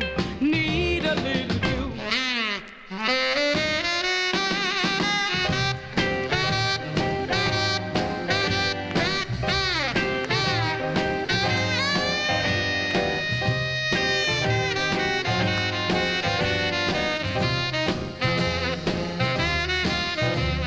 You to be alone with me when lights are low. Don't you know I love you so? You were meant to be my baby. I've got a heart full of love that's waiting. Why don't you kiss me and stop hesitating? I've got a lot, but it's nothing till you say you love me too. What you gonna do? Need a little you, want a little you, just a little you, want a little you, just a little you, want a little you, just a little you. Okay, there you go. That is Dakota Staten. Dakota Staten on the Capitol record label. That one there by request for Mike P. in New Rochelle, May 1955 on the Capitol record label. A Little You is the name of the tune. Now, Marvin Pod mentions in the chat room that, of course, she is the sister to the Feathers lead singer, Johnny Staten. And yes, she is. But my question is to those of you that listen to Alan Freed, okay? And Bill, you may know this, maybe Marvin Pod, I don't know who else tuned into. The flip side of this was interesting because when I looked at the flip side of the record, this one was called A Little You. Now the flip, it's the writer is Alan Freed, okay? Alan Freed and Joe Westray. So my question to you is, would Alan Freed have played this record here by her? Did he play her on the program? Okay. No, Busta, not Candy, Dakota on this one. So I think he possibly would have played her. Somebody answer me. But Bill, maybe you can find out if he played Don't Leave Me Now. And I said, what is it? Do I know this record? I mean, who does Don't Leave Me Now? And I asked AI, and they said she was the only one to do it. Do you want me to play this one as a bonus thing? I don't know. It says Alan Freed is on the label. I mean, I'll go on to the next record if you like, or I'll play it. Okay, you got 3 seconds to go. James Stone, yes, Johnny, he did, and her early stuff. Play it. Okay, Anthony wants me to play it. Anybody else want me to play it? It's a ballad. It's not up-tempo. Play it. Oldies fan, Gary. Okay. Okay, but so, I mean, what caught my eye was that Alan Freed, it gets writer credit on this, okay? And it says the orchestra conducted by Howard Biggs. Again, that is another thing. Okay, I'll play it. Reed wants to hear it. So this is called Don't Leave Me Now. Alan Freed gets the writer credit, and Joe Westray. And this is Dakota Staten, and she's the vocalist. and think if this would be a record that I think Alan Freed would play this. Here you go. Here it is. Here you go.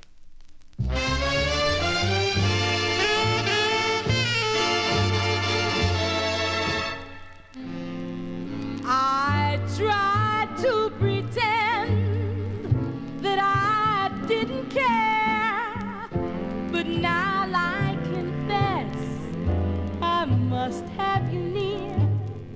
Whatever you do, don't leave me now. I've been running round with somebody new, but when I'm with him, I still think of you. I'm lonesome and blue. Don't leave me now. My friends all think I'm crazy.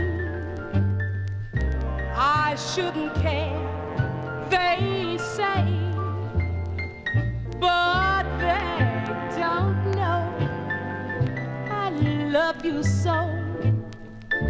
Just can't go on this way. Forgive and forget. Don't live in the past. Just love me and say you're back home at last. Whatever you do, don't leave me now, now forever. Don't leave me now.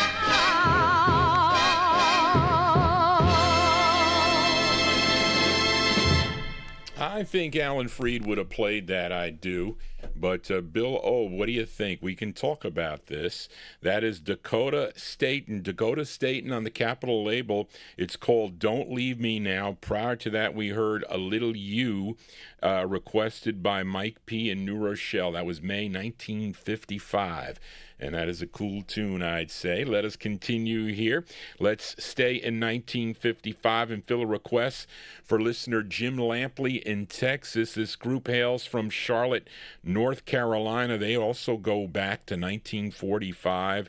Recording for Capitol in 1950. So many releases. They also backed up Nat King Cole on a number of his Capitol sides. And they would have their biggest hit back in 1954 with a song called I Get So Lonely. This is their 29th release on the Capitol label that Jim requested. And this features Clifford Holland on lead from October 55. Let's give a listen to The Four Nights. The Four Nights on Capitol for Jim Lampley in Texas. The song is called After. Here you go, Jim, for you, The Four Nights.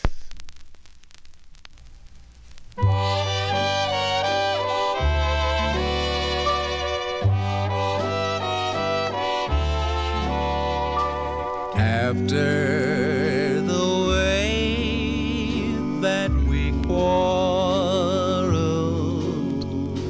after the tears that I shed, I thought that you and I were through. After the things you said, then after the way that you hurt me, who'd ever dream you'd call? I felt like saying goodbye till I heard you cry. You loved me after all. After the way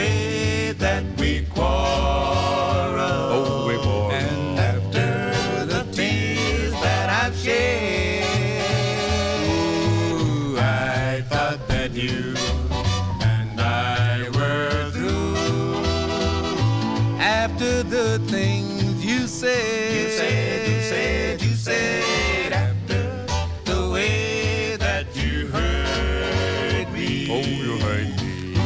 Who'd ever dream that you would call? I felt like saying goodbye until I heard you cry. You love me after all. You love me after all. You love me after all.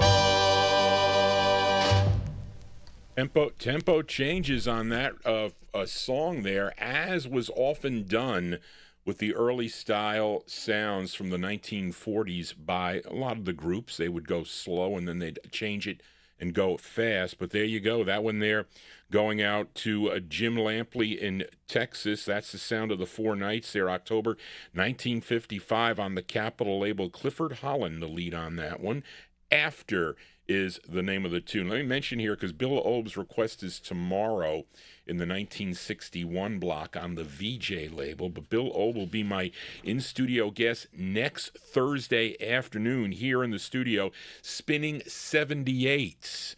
Okay, it's his second 78 show.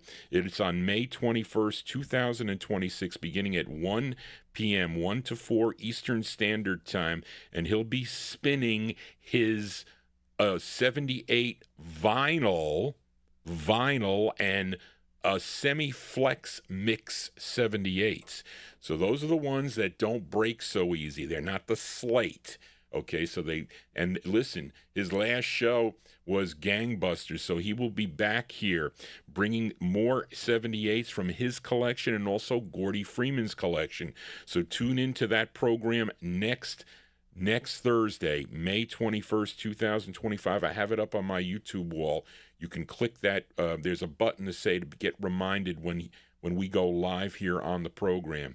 And Bill has other things in store for us in the upcoming months, and I'm so much looking forward to getting Bill back here in the studio with some great records you shall see. But anyway, let us continue here. Let's move into 1956 now and fill a request for listener John Cummins. This is the only release for this group from Brooklyn, New York. This is on Jerry Winston's Onyx Records. Not really a common record to find on the Onyx label, but this group included David Ramsey, Merlin Jenkins, Sidney Thompson, and the lead singer on this, his name is Robert Walker. Also, his real name is Robert Walker Wiggins, is what it is. But anyway, this is with Sammy Lowe and the orchestra.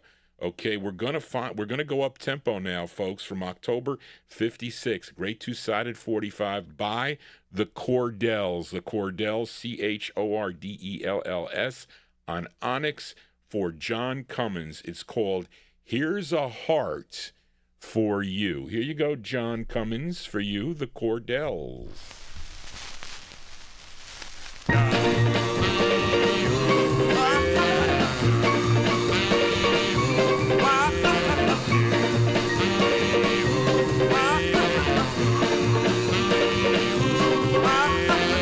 Here's a heart for you, and the love that's true. Darling, you're the one I'm always dreaming of. Darling, could it be you were meant for me? Everybody knows it's you I love. Darling, you're my love and everything. You're the happiness that love brings. May our love be forever true. And I love just you. Here's a heart for you, and the love that's true. Darling, you're the one I'm always dreaming of.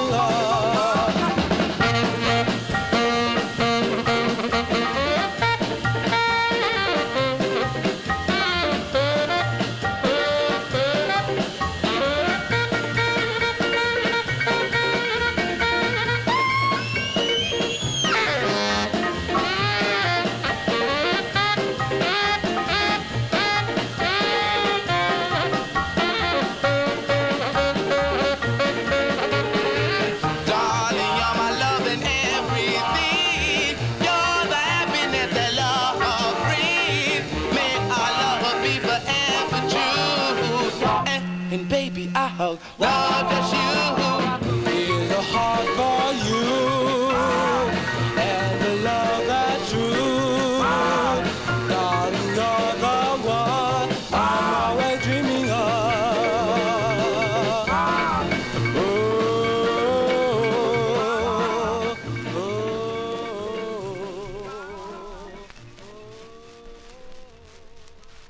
Sounds of 1956 here now on the Vinyl Treasure Show. Those are the Cordells. Cordells on Onyx Records. Robert Walker on lead. Here's a Heart for You is the name of the tune. Now remember, that was Greg Surik sold me that 45 many, many, many years ago. As well as this next 45, not easy to find on the original label. I got to tell you, Reed King in our YouTube chat room, the Nestor press that is on 45 Cat, that is not an original. That's not an original press on the Nestor label. But anyway, this is this is a request for listener Jack Saperstein in New Jersey, first of all. But the group is supposedly from Montclair, New Jersey. Not much known about them, but the song was first released supposedly on the Nestor label. I've never seen it. I know the one that's on the pictured read is not is not an original press.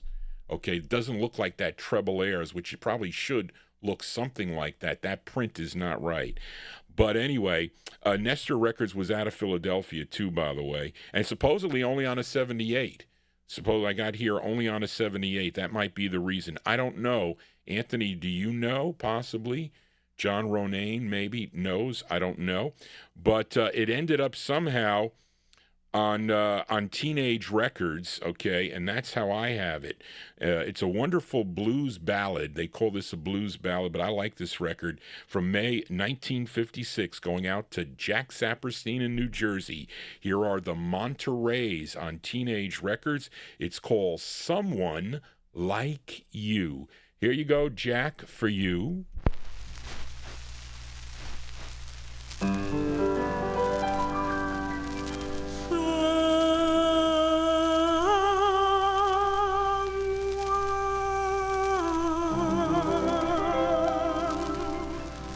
Someone like you.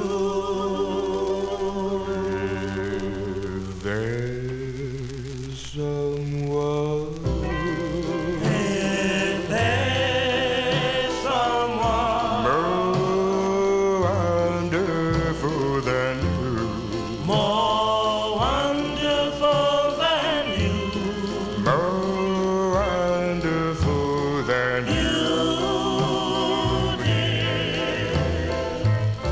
I can't believe it's true. no, no, not true. I never dreamed I never dreamed I'd ever feel this way. I'd ever feel this way. But if you're just a dream, I hope this dream will stay. Dream will stay. I promise to love you as long as I live. If only you'll stay by my side. If ever you leave me, I'll search till I find. 'Cause love has no pride. You love me, darling, Love me, darling, and promise to be true. and promise to be true. I waited all my life.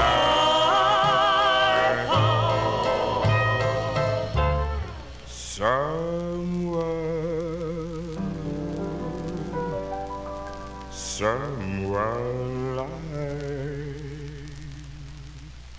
you. Someone like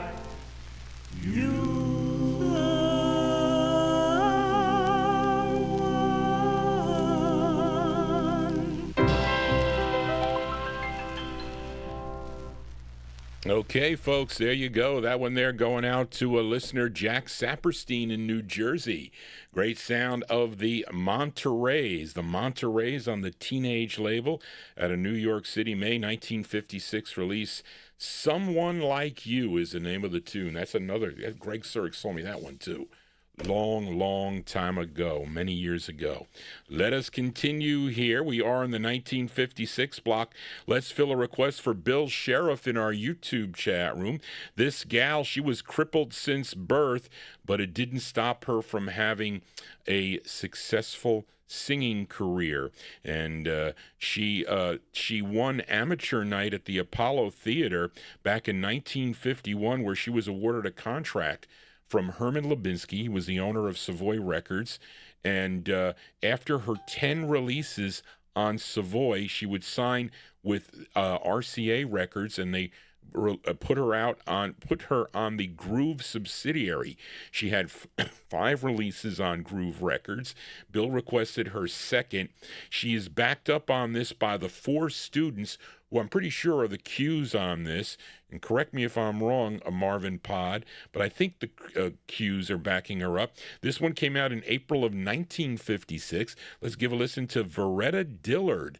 Veretta Dillard, we're also going to send this one out to Mark Langdale in Australia, because he likes Veretta Dillard. Veretta Dillard with the 4 students on Groove Records. It's called Cherry Blossom.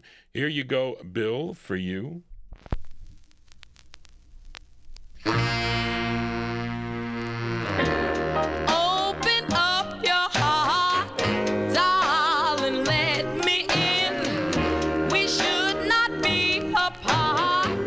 To love you is no sin. This I beg of you. Cherry blossom, please be mine. Be mine, be mine, be mine. Ever since I was an itty bitty babe, I've always dreamt I'd see an angel come my way. My dreams have now come true. Cherry blossom, please be mine. Be mine. Oh, my days are lonely. My nights are sad and blue. I want you only. I cross my heart, I do. My one desire is to have just you. I need you so. I'll never let you go. Oh, anywhere you go and anything you do, I want you to know that I will follow you. Please hear me, darling, do. Cherry blossom, please be mine. Be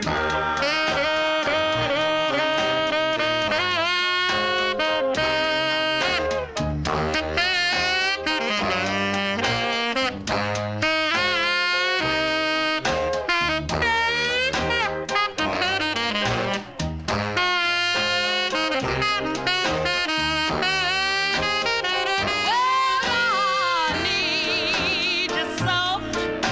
I'll never let you go. Oh, open up your heart, darling, let me in. We should not be apart. To love you is no sin. This I beg of you. Cherry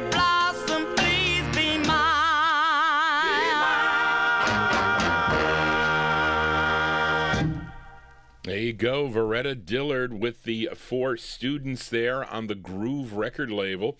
That one there by request for listener Bill Sheriff in our YouTube chat room. April 1956 release called Cherry Blossom. Let's see. Of course, she had other releases. I think she also after Groove they put her on the RCA label. She's got some other great tunes like on Cub Records too, by the way. But interesting. When I was working for the utility company in Newark, I'm not going to tell you who they are. You can guess who they are. So the girls that were there, I was doing my work and it was lunchtime, and so they come up to me and they say, "Do you want to come with us to go see the cherry blossoms?" I'm like, "Cherry blossoms where?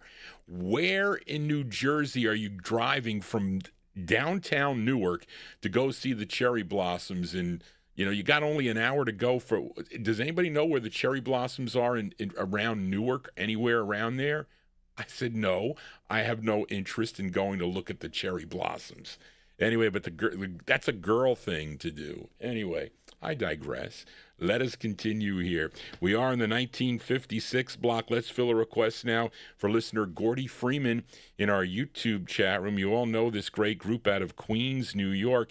I played the flip side of this on the May 2nd, 2026 Vinyl Treasure show for Frank and Jerry Gingaro, a song called People Are Talking.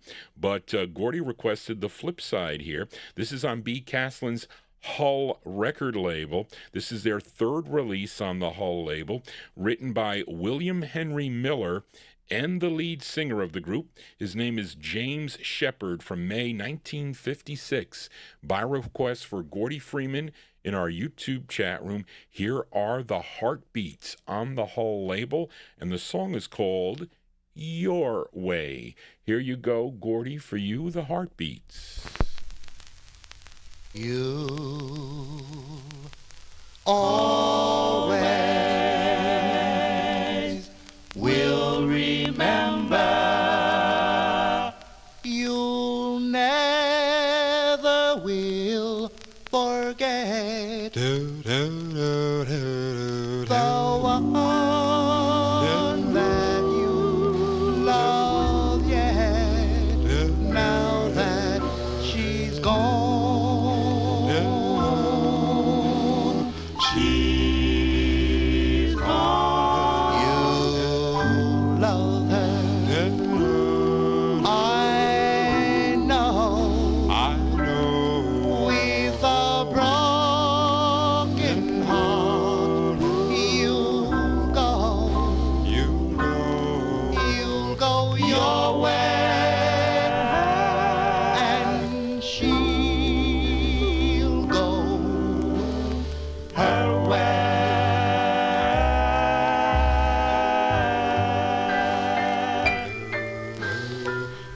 You tell her goodbye.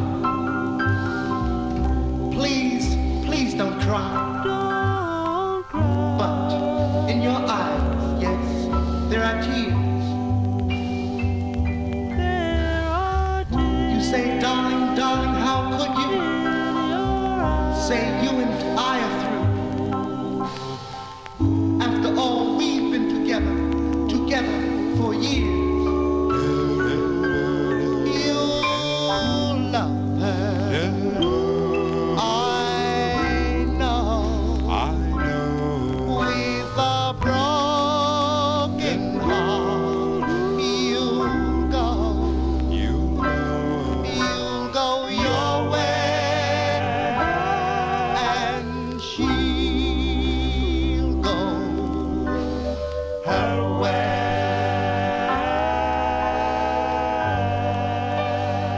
You'll go your way, and she'll go her way.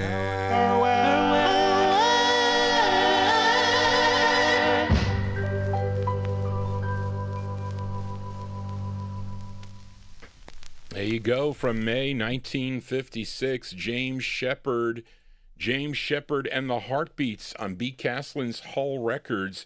Your Way is the name of the tune. That one there going out to Gordy Freeman in our YouTube chat room. Maybe 1956 was the biggest block here. And here's a bonus. I saw this in the box. Actually, so Bill Obe did, I think, one of his gospel specials here.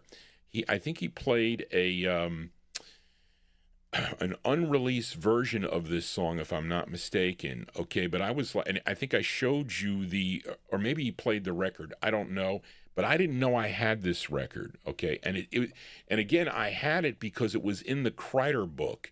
Because even though they consider this a gospel record, it really doesn't sound like a gospel record. Okay, it does not. Okay, but it technically is. Okay, but it was Bill Obe that got my mind thinking. I said, do I have this record? Because it wasn't checked off, but I found it in the box. And I have the promo copy of this. But supposedly this group hails from Mississippi. They formed back in 1947 as the Jackson Harmoniers. Okay, first recording for the Excelsior label. Then in 1948 as the Five Blind Boys of Mississippi on Coleman Records, which I think Coleman was out of New Jersey, the Coleman label. Between 1950 and 1956, they recorded as the original Five Blind Boys on Don Roby's Peacock label. Charlene, I changed this, and you didn't copy it in. I changed this around. Okay. Okay, they had 2 sessions for VJ Records in 1956. Now, the group included Lawrence Abrams tenor, Lloyd Woodward baritone, J.D. Clinkscales bass, and the lead singer on this, Archie Brownlee. I added stuff to this, Charlene. You didn't put it in. Okay, this tune written by Lloyd Woodward. He wrote this tune. This also, at this session, featured Wayne Bennett on guitar and Ronald Hall on piano. Okay, this was recorded at their second session in November of which was not November of 56, but it came out in November of 1956. It was June of 56. Okay, released in November of 56. This is a bonus track by the original Five Blonde Boys on VJ Records. It's called Oh Why. Here you go, a bonus track. Oh, why do the stars shine at night? Oh, why? 'Cause the moon gave its light. Oh, why? Because God deemed it so.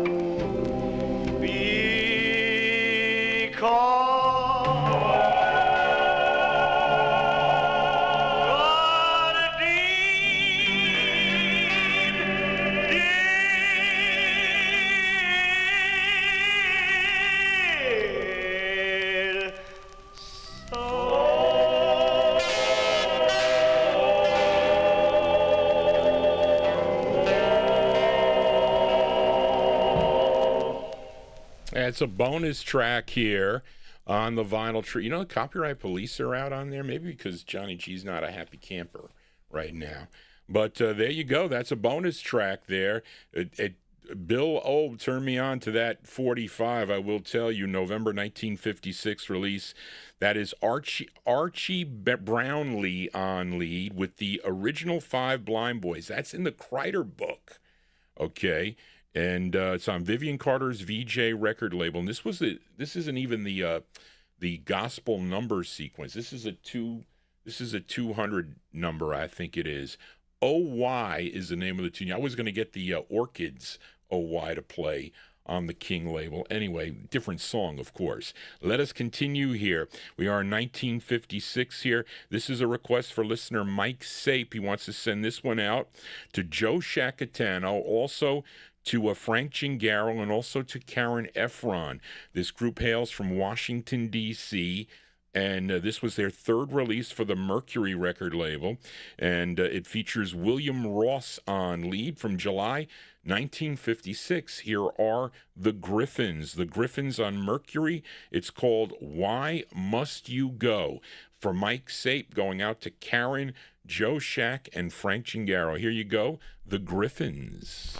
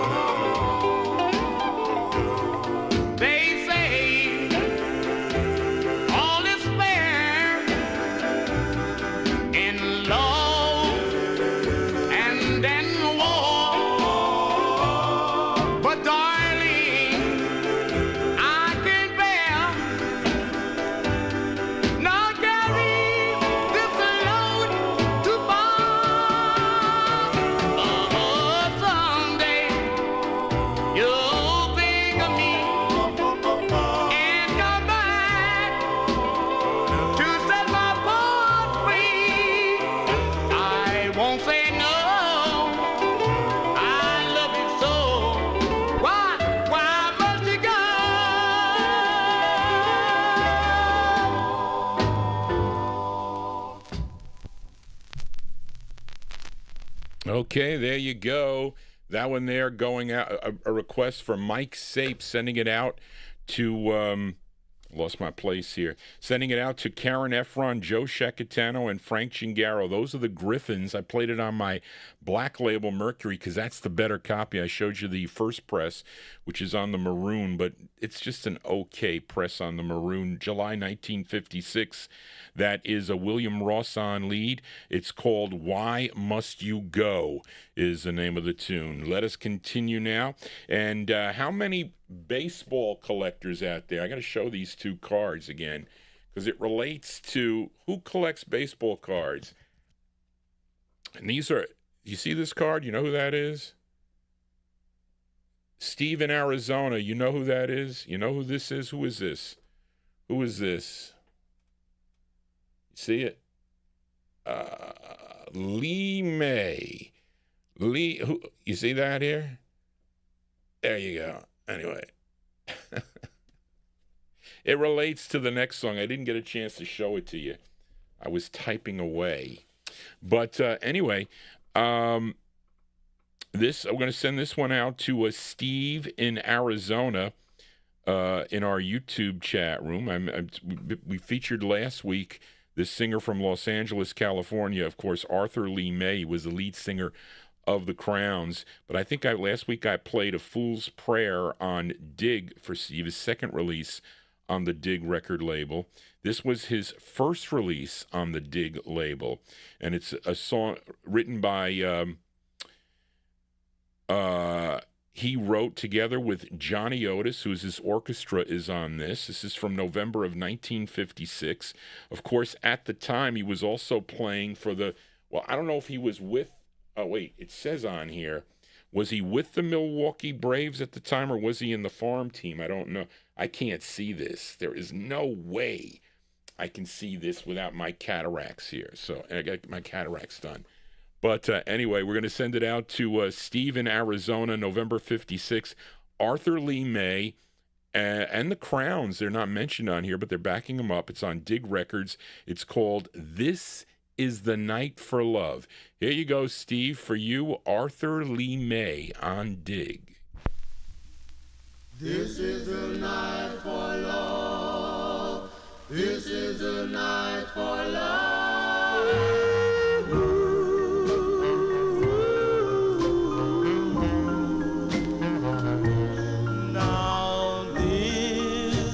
Night for love, and everything alright for love. The moon and stars above are shining so bright. Well, I know this is the night.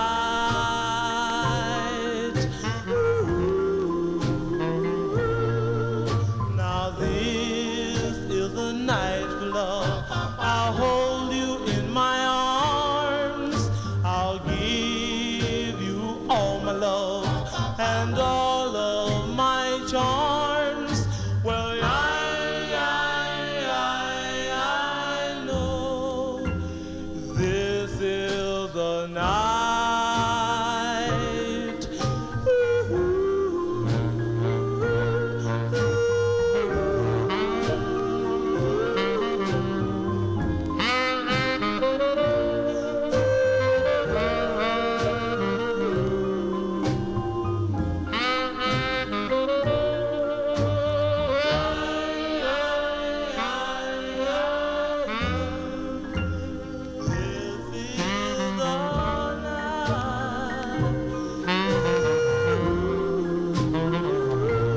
Now this is the night for love, and everything alright for love. The moon and stars above are shining so bright. Well, I know this is the night.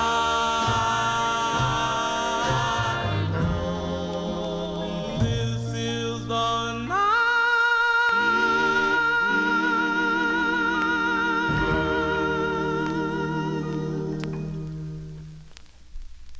There you go. That one there going out to Steve in Arizona in our YouTube chat room. Hold on a second, folks. That is Arthur Lee May and the Uncredited Crowns on Johnny Otis's Dig record label from November 1956. This is the Night for Love. So I guess he was in the minor leagues by this time, Reed mentions. So, but those cards, I think 1960, or I think those cards are from 1960. Arch, you know better than I do, okay, on those baseball cards. Anyway, I used to have baseball cards. My father threw them out. I mean, I had cards from 1965. My cousin Lenny gave me the cards. They dropped on the floor. And was that Mickey Mantle's last year? Because I had the Mickey Mantle card. I had Willie Mays cards. He was on the Giants. Willie McCovey. I remember there were two cards with them on there. And I was a great flipper.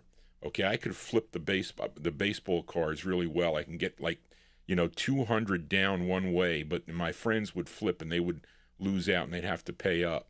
And also, I didn't like the colors. I used to play colors like the cards for the teams. Their nicknames were like in different colors, and you'd play cards and you'd have to, once you matched it, and if they matched it, they topped you. They said So we had to say no topping. I think that was it. And then positions was another thing. Pitcher, catcher, outfield, whatever. Johnny G losing. I lost my mind tonight, folks. I did.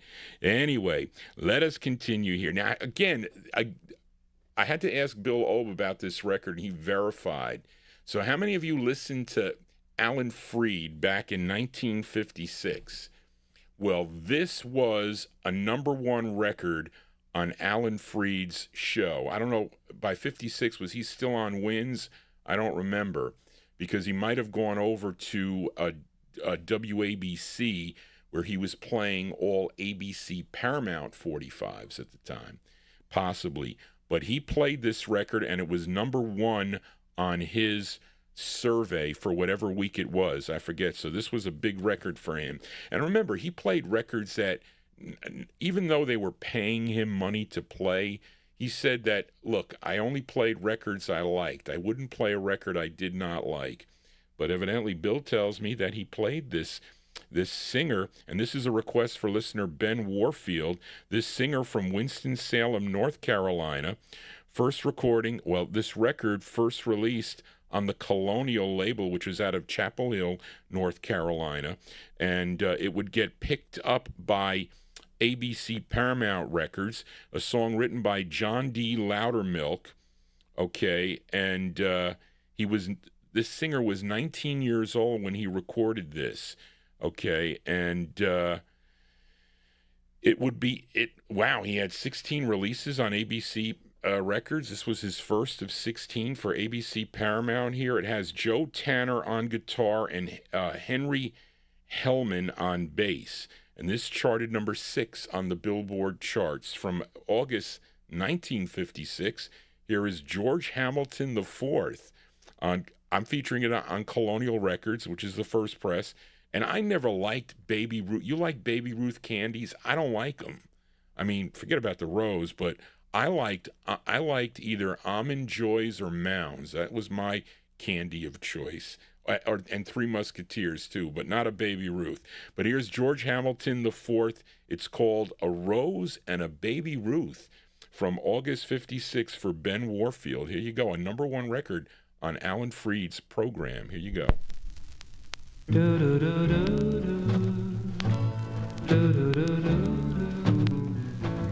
We had a quarrel, a teenage quarrel.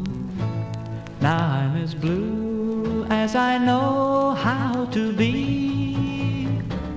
I can't call you on the phone.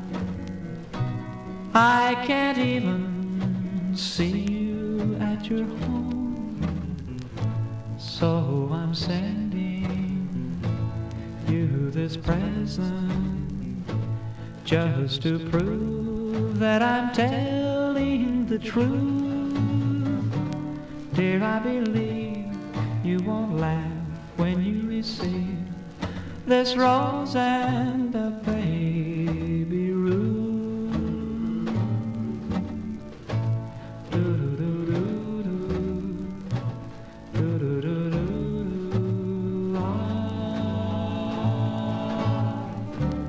I could have sent you an orchid of some kind, but that's all I had in my jeans at the time.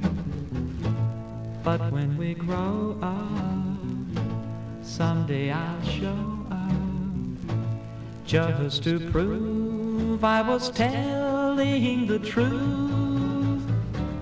I'll kiss you too, then I'll hand to you this rose and a baby Ruth.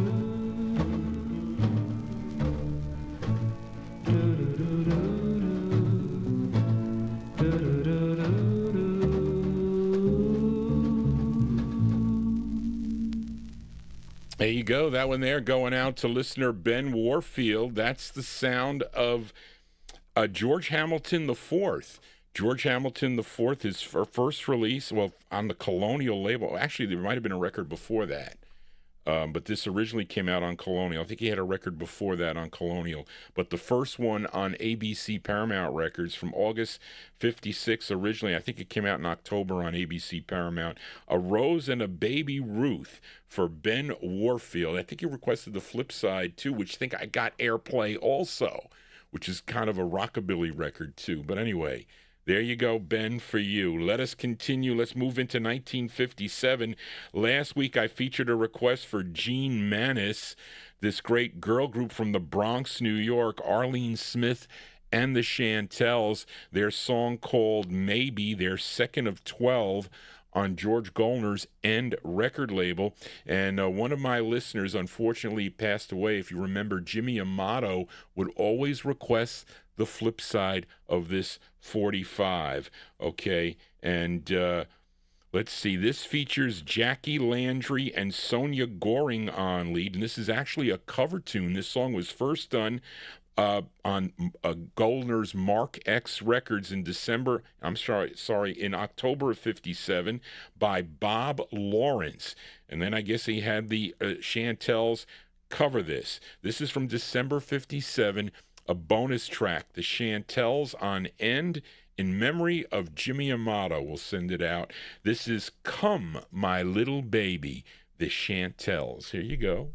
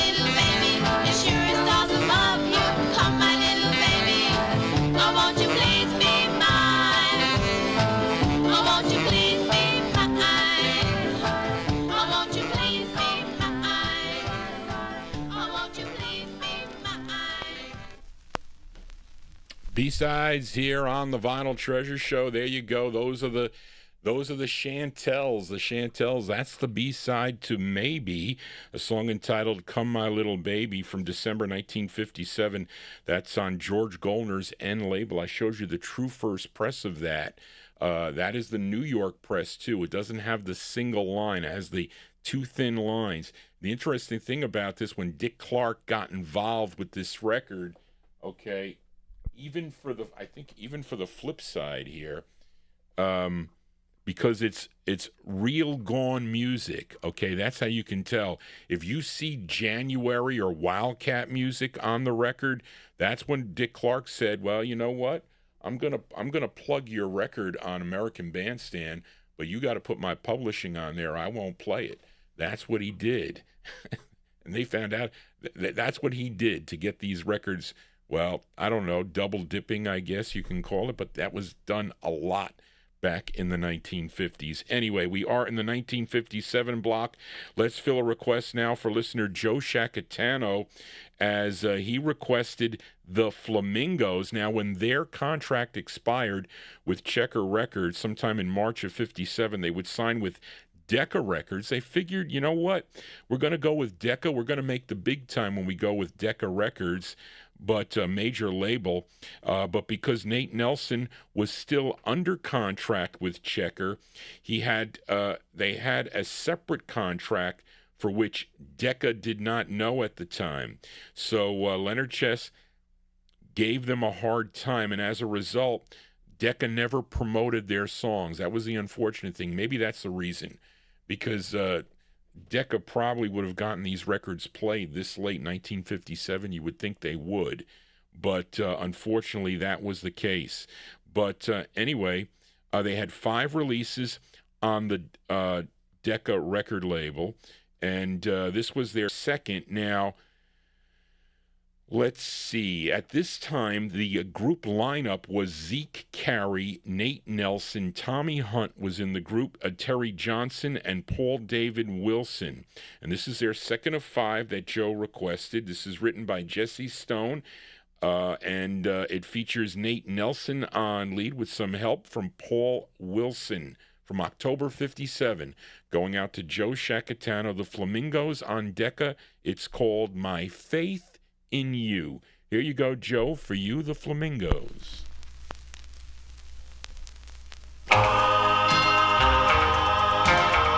My faith in you, I'll always keep within my heart. Love burns so deep where there is room for only you, and I am happy to feel your love is true. Faith in you. Sometimes it's strange when things go wrong. It just won't change. So what you say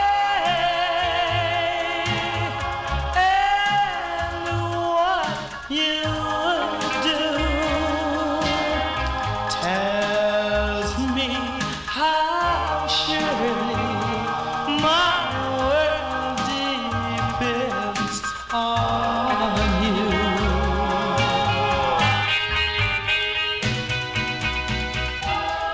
Temptation's hard to fight. I know you'll do what's right. You gave your guarantee that you'd save your love for me. When I'm alone and feeling blue, though I'm without you, I'll have my faith in you. My faith in you. That's Nate Nelson and the Flamingos, their second of 5 on the Decca record label, October 1957. That one there by request for listener Joe Shacatano in our YouTube chat room. The Flamingos with My Faith in You is the name of the tune. Let us continue here in 1957, and got to thank Mike P. for this 45. I couldn't find my copy, but this was in Mike's stash. It was, so thank you, Mike. But this is a request for a UK listener, Simon Hayton in Kidwelly, Wales. And this is for you, Simon, because I asked Barbara about this, because Barbara would say to me, because she knew about Bo Diddley. So she says, Johnny, is that a Bo Diddley beat? I was like, I said, how do you know Bo Diddley beats? Well, anyway, this I think, Simon, you told me the Rolling Stones covered this record. Those of you in the chat can comment on that if that is so. But this is his 7th release on the Checker record label. It was a song he wrote, and this is actually the B-side to Hey Bo Diddley, okay? And this was a song of praise that he wrote for a 45-year-old exotic dancer who worked at the Flame Show Bar in Detroit, okay?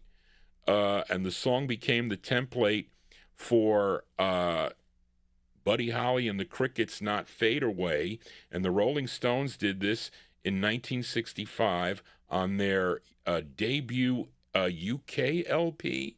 I don't know. It's called The Rolling Stones. I don't know if I have that LP. I couldn't tell you. I might. I just don't know. But it's from April 57. This is going out to Simon Hayton, Bo Diddley on Checker Records, and the song is called Mona. Here you go, Simon, for you.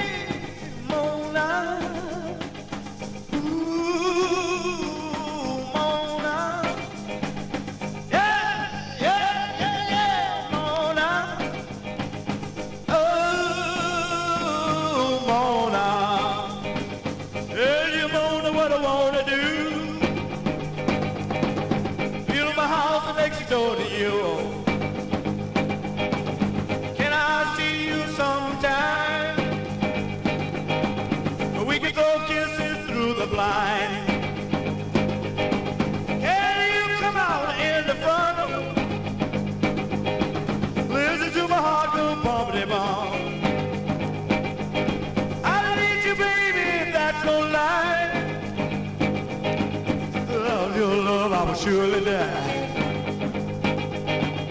Hey, Mona, ooh, Mona, hey, Mona, hey, Mona.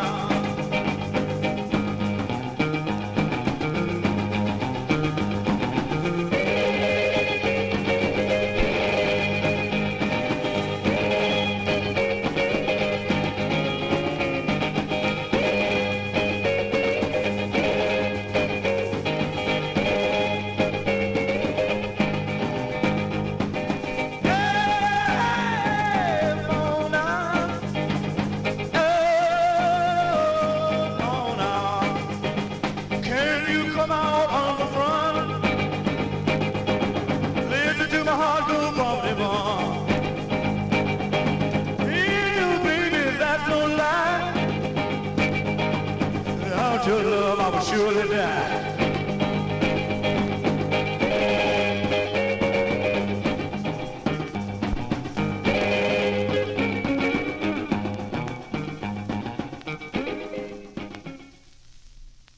Okay, there you go. That one there going out to a UK listener, Simon Hayton in Kidwelly, Wales, April 1957 release there. Mr. Bo Diddley on the Checker label. The flip side of Hey Bo Diddley, a song called Mona is the name of the tune. Let us continue here. Here is a bonus track. This one is not that easy to find, this 44. Well, I'm saying on the first label it's not. Okay, this group out of New Haven, Connecticut, and it's their debut single, and this is on the Anchor, ANCHOR label, and they were I think they were issued a letter that they had to stop. They could not put this on the Anchor label. There was already a label called Anchor Records, so they just dropped the R and they made it Ancho Records. But it's hard to find the Anchor press of this, and it plays better with a 78 needle. You saw me playing around with the needles there. I put a 78 stylus on this. It's their first of two on, well, Anchor, and then their second is on Anko. And tune written by the second tenor of the group. His name is Marty Ganter. It features Dave Fisher on lead. You know who Dave Fisher is? Dave Fisher became the lead singer of the Highwaymen. You know, of Michael Row Your Boat Ashore? Well, he is singing lead on this here from April of 1957. Here are the Academics. The Academics on Anchor, a bonus pick by Johnny G. It's called Too Good to Be True. Here you go, the Academics. Womp doo-be-doo, womp doo-be-doo, womp doo-be-doo, oh. Womp doo-be-doo, womp doo-be-doo, womp doo-be-doo, oh. When I first met her, she loved somebody else. I thought that I could change her mind, have her for myself, but I guess I really know she was too good to be true. Oh, ah, wah, ooh, oh, ah, wah, ooh. I tried and I tried to make her love me too. If she would only trust in me, I'd prove my love is true. But I guess I really know she was too good to be true. Oh, ah, wah, ooh, oh, ah, wah, ooh. When I went to see her, she made me think she cared. I thought that she loved me too, and we could share. Now I'm all alone, thinking of you. Why did you break my heart, leave me oh so blue? But I guess I really know she was too good to be true. Oh, oh, oh, oh,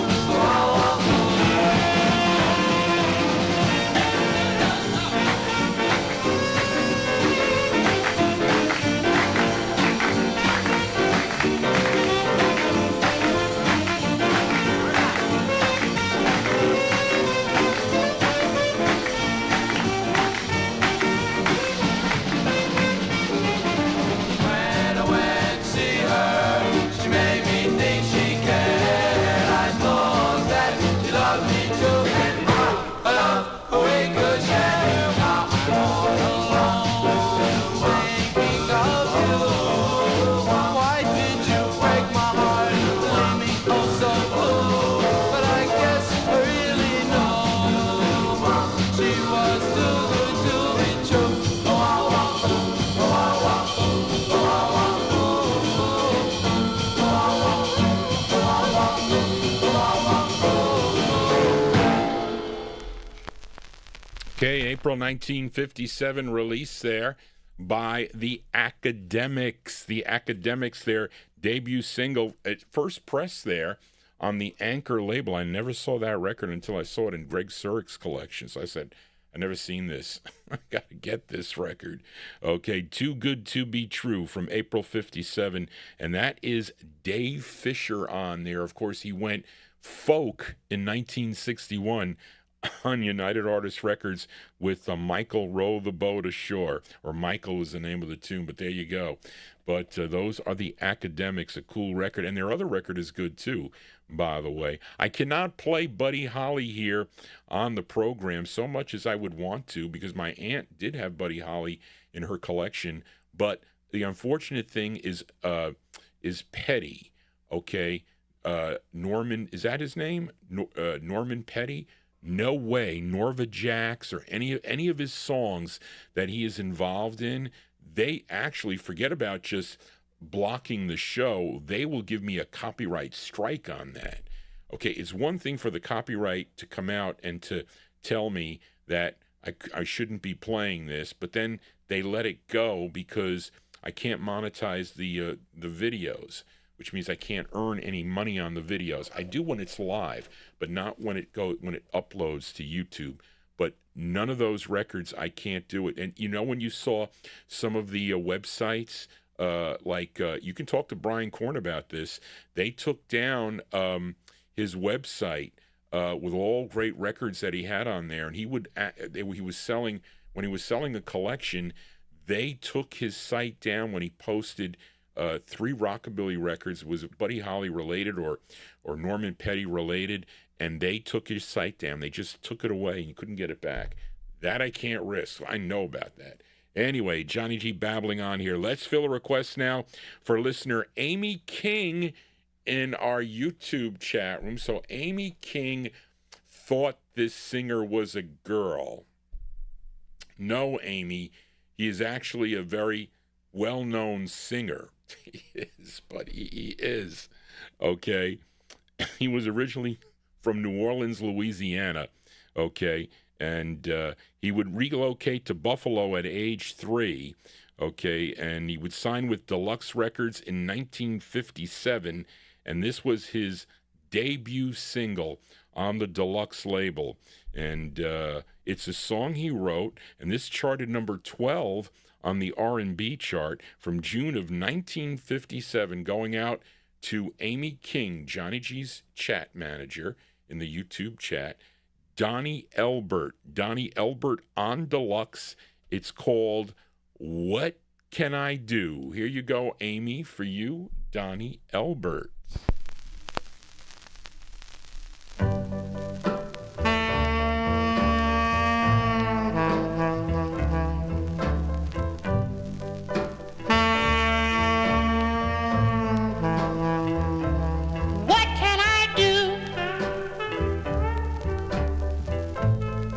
To hold your hand. What can I say to make you understand?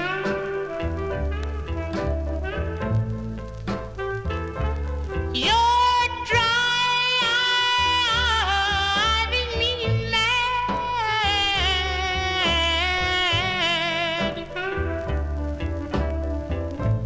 Baby, baby, baby, 'cause I want to be your loving man. Oh, how will it feel to be in your arms? How will it be? How will it be to feel your many charms?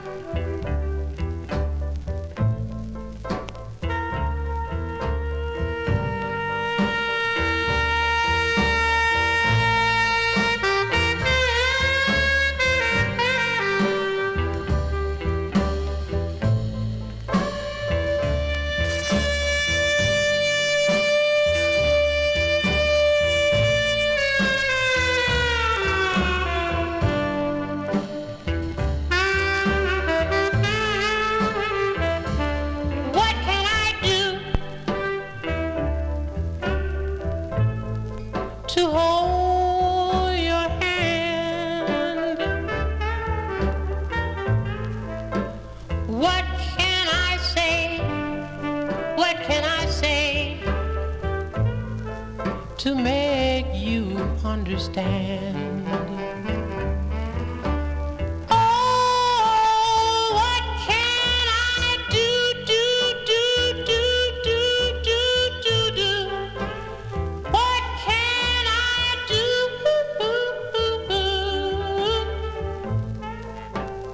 What can I do? What can I do? What can I do? What can I do? That is a debut single there for Donnie Elbert. Donnie Elbert, as requested by Amy King in our YouTube chat room. Donnie Elbert from June 57 on Sid Nathan's Deluxe Records. What Can I Do is the name of the tune. Really, one of the top high falsetto voices of all time, really. But anyway, so I like Donnie Elbert. And I'm surprised, Amy, you never heard of Donnie Elbert before? I've played him here on the program. Adrian Viterbo has requested a bunch of his records here on the program. 3 more 45s to go before we sign off here on the Vinyl Treasure Show. And this is a bonus track. Actually, I was talking to Mike P. about this, and I was like, Johnny, you don't know this record? And I was like, no, I don't know this record. So I looked on 45 Cat, and this record, I paid 10 cents for this record at a Yonkers Raceway flea market back in the mid 1970s. But evidently this record sells for like $500 or so. I'm not sure. So Reed King, what is the significance of this record? Well, anyway, this is jazz and R&B gal, active from the mid to late 1950s, and her earliest recordings in 1954 and 56 are with Erskine Hawkins and the orchestra. So maybe she was a vocalist for Erskine Hawkins and his orchestra. Waltz in Blue, which was on Decca in 1957, but she had a session for Bess Berman and Apollo Records at a New York City. This tune, written by Mamie Thomas from October 57, we'll call this a bonus track, Mike. Dolly Lyon is her name, Lyon, Dolly Lyon on Apollo. It's called Palm of Your Hand. Here you go, Dolly Lyon.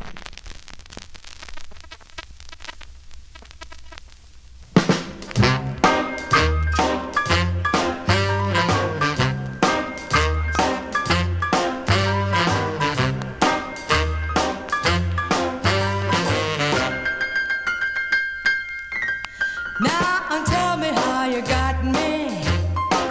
Please tell me how you got me. Well, tell me how you got me in the palm of your hand. I know you got me. I know you got me. You know you got me in the palm of your hand. All I do is dream of you. All I want is to be true. No one else is on my mind. I just keep thinking of you all the time. Oh, tell me how you got me.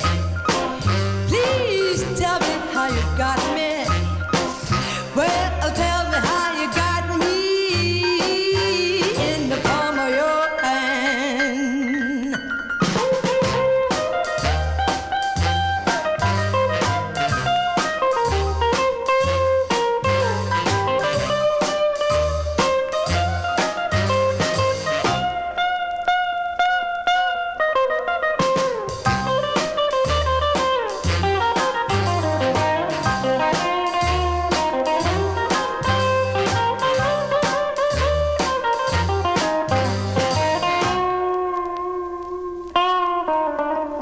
All I do is dream of you.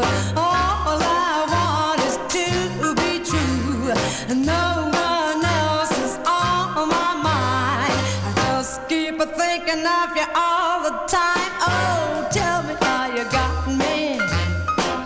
Please tell me how you got me.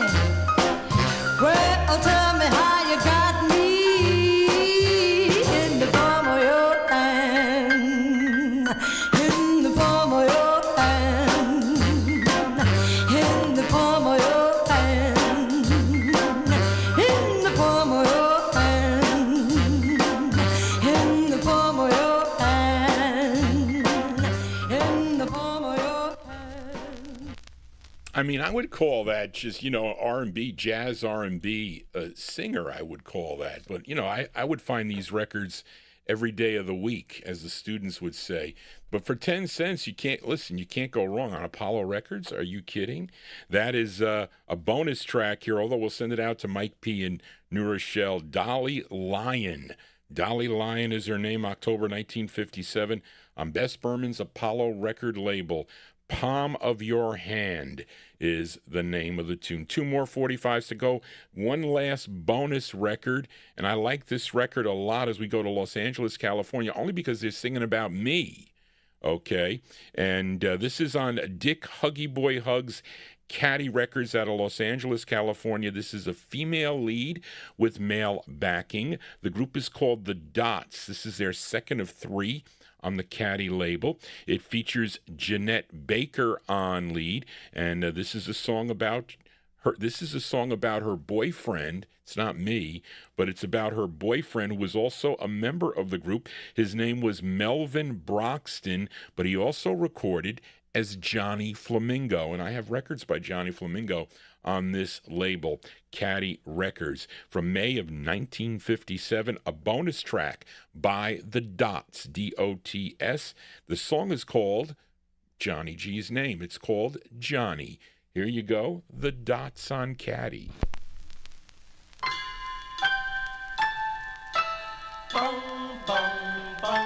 The school bell just rang. The class has recessed. This year has ended just like the rest. Johnny, will I see you at all?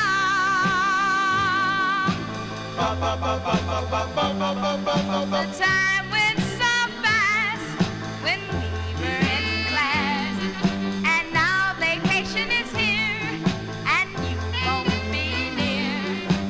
Johnny, will I see you at all?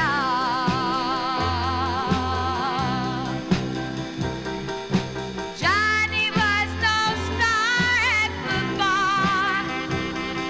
He never even played the game. But all over the campus, the girls all whispered his name. That once when we dated, I had my chance.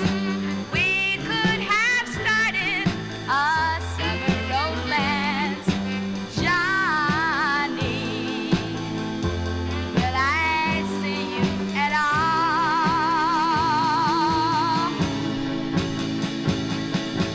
Johnny, I can't wait till next fall.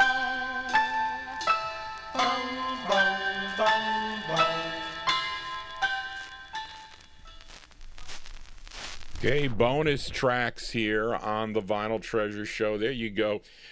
3 great records by this group, the Dots, on the Caddy record label again, and that's the lead singer there. Her name is Jeanette Baker. Jeanette Baker from May 57 on Huggy Boy Hugs Caddy label, song entitled Johnny. Of course, she would eventually become Johnny Flamingo's wife, and she also did some duets, I think. Oscar McLally, I think. She did duets on the Class record label.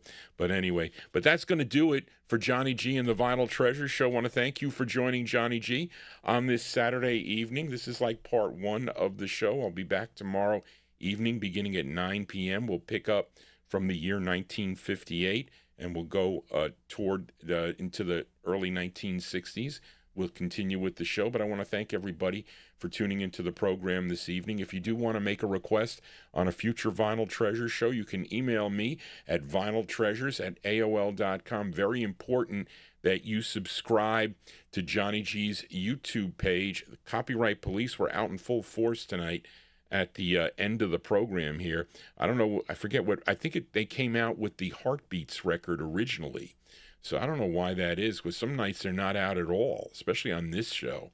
But anyway, so thank you, everyone, for tuning into the program. And again, so I'll be back tomorrow evening. We're going to close the show tonight with a request for David Milfred in our YouTube chat room. And the group is called the Five Debonaires. Now, I'll tell you what I don't like about my copy of this record, okay? I showed you the Yellow Herald press. That is a West Coast press, and I don't like the way the West Coast Heralds look. I don't like them. I showed you the promo copy because this record first issued as the Five Debonaires, and then they changed it to the Debonaires. I think that's how it went. But I don't like the way mine looks. I do have a used copy of an East Coast press of this record, though.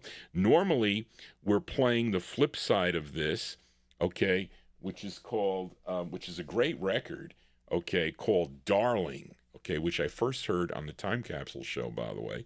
but I like Darling too. But this is a cool B-side. It's mostly it's do they call it instrumental? They call it a vocal because you hear them in the background, the group. They're like humming or something in the background. They're singing. But anyway, this is on Al Silver's Herald label. And let me see. It's some chorus. Okay, I knew where this group was from. I forget. Well, it's not here.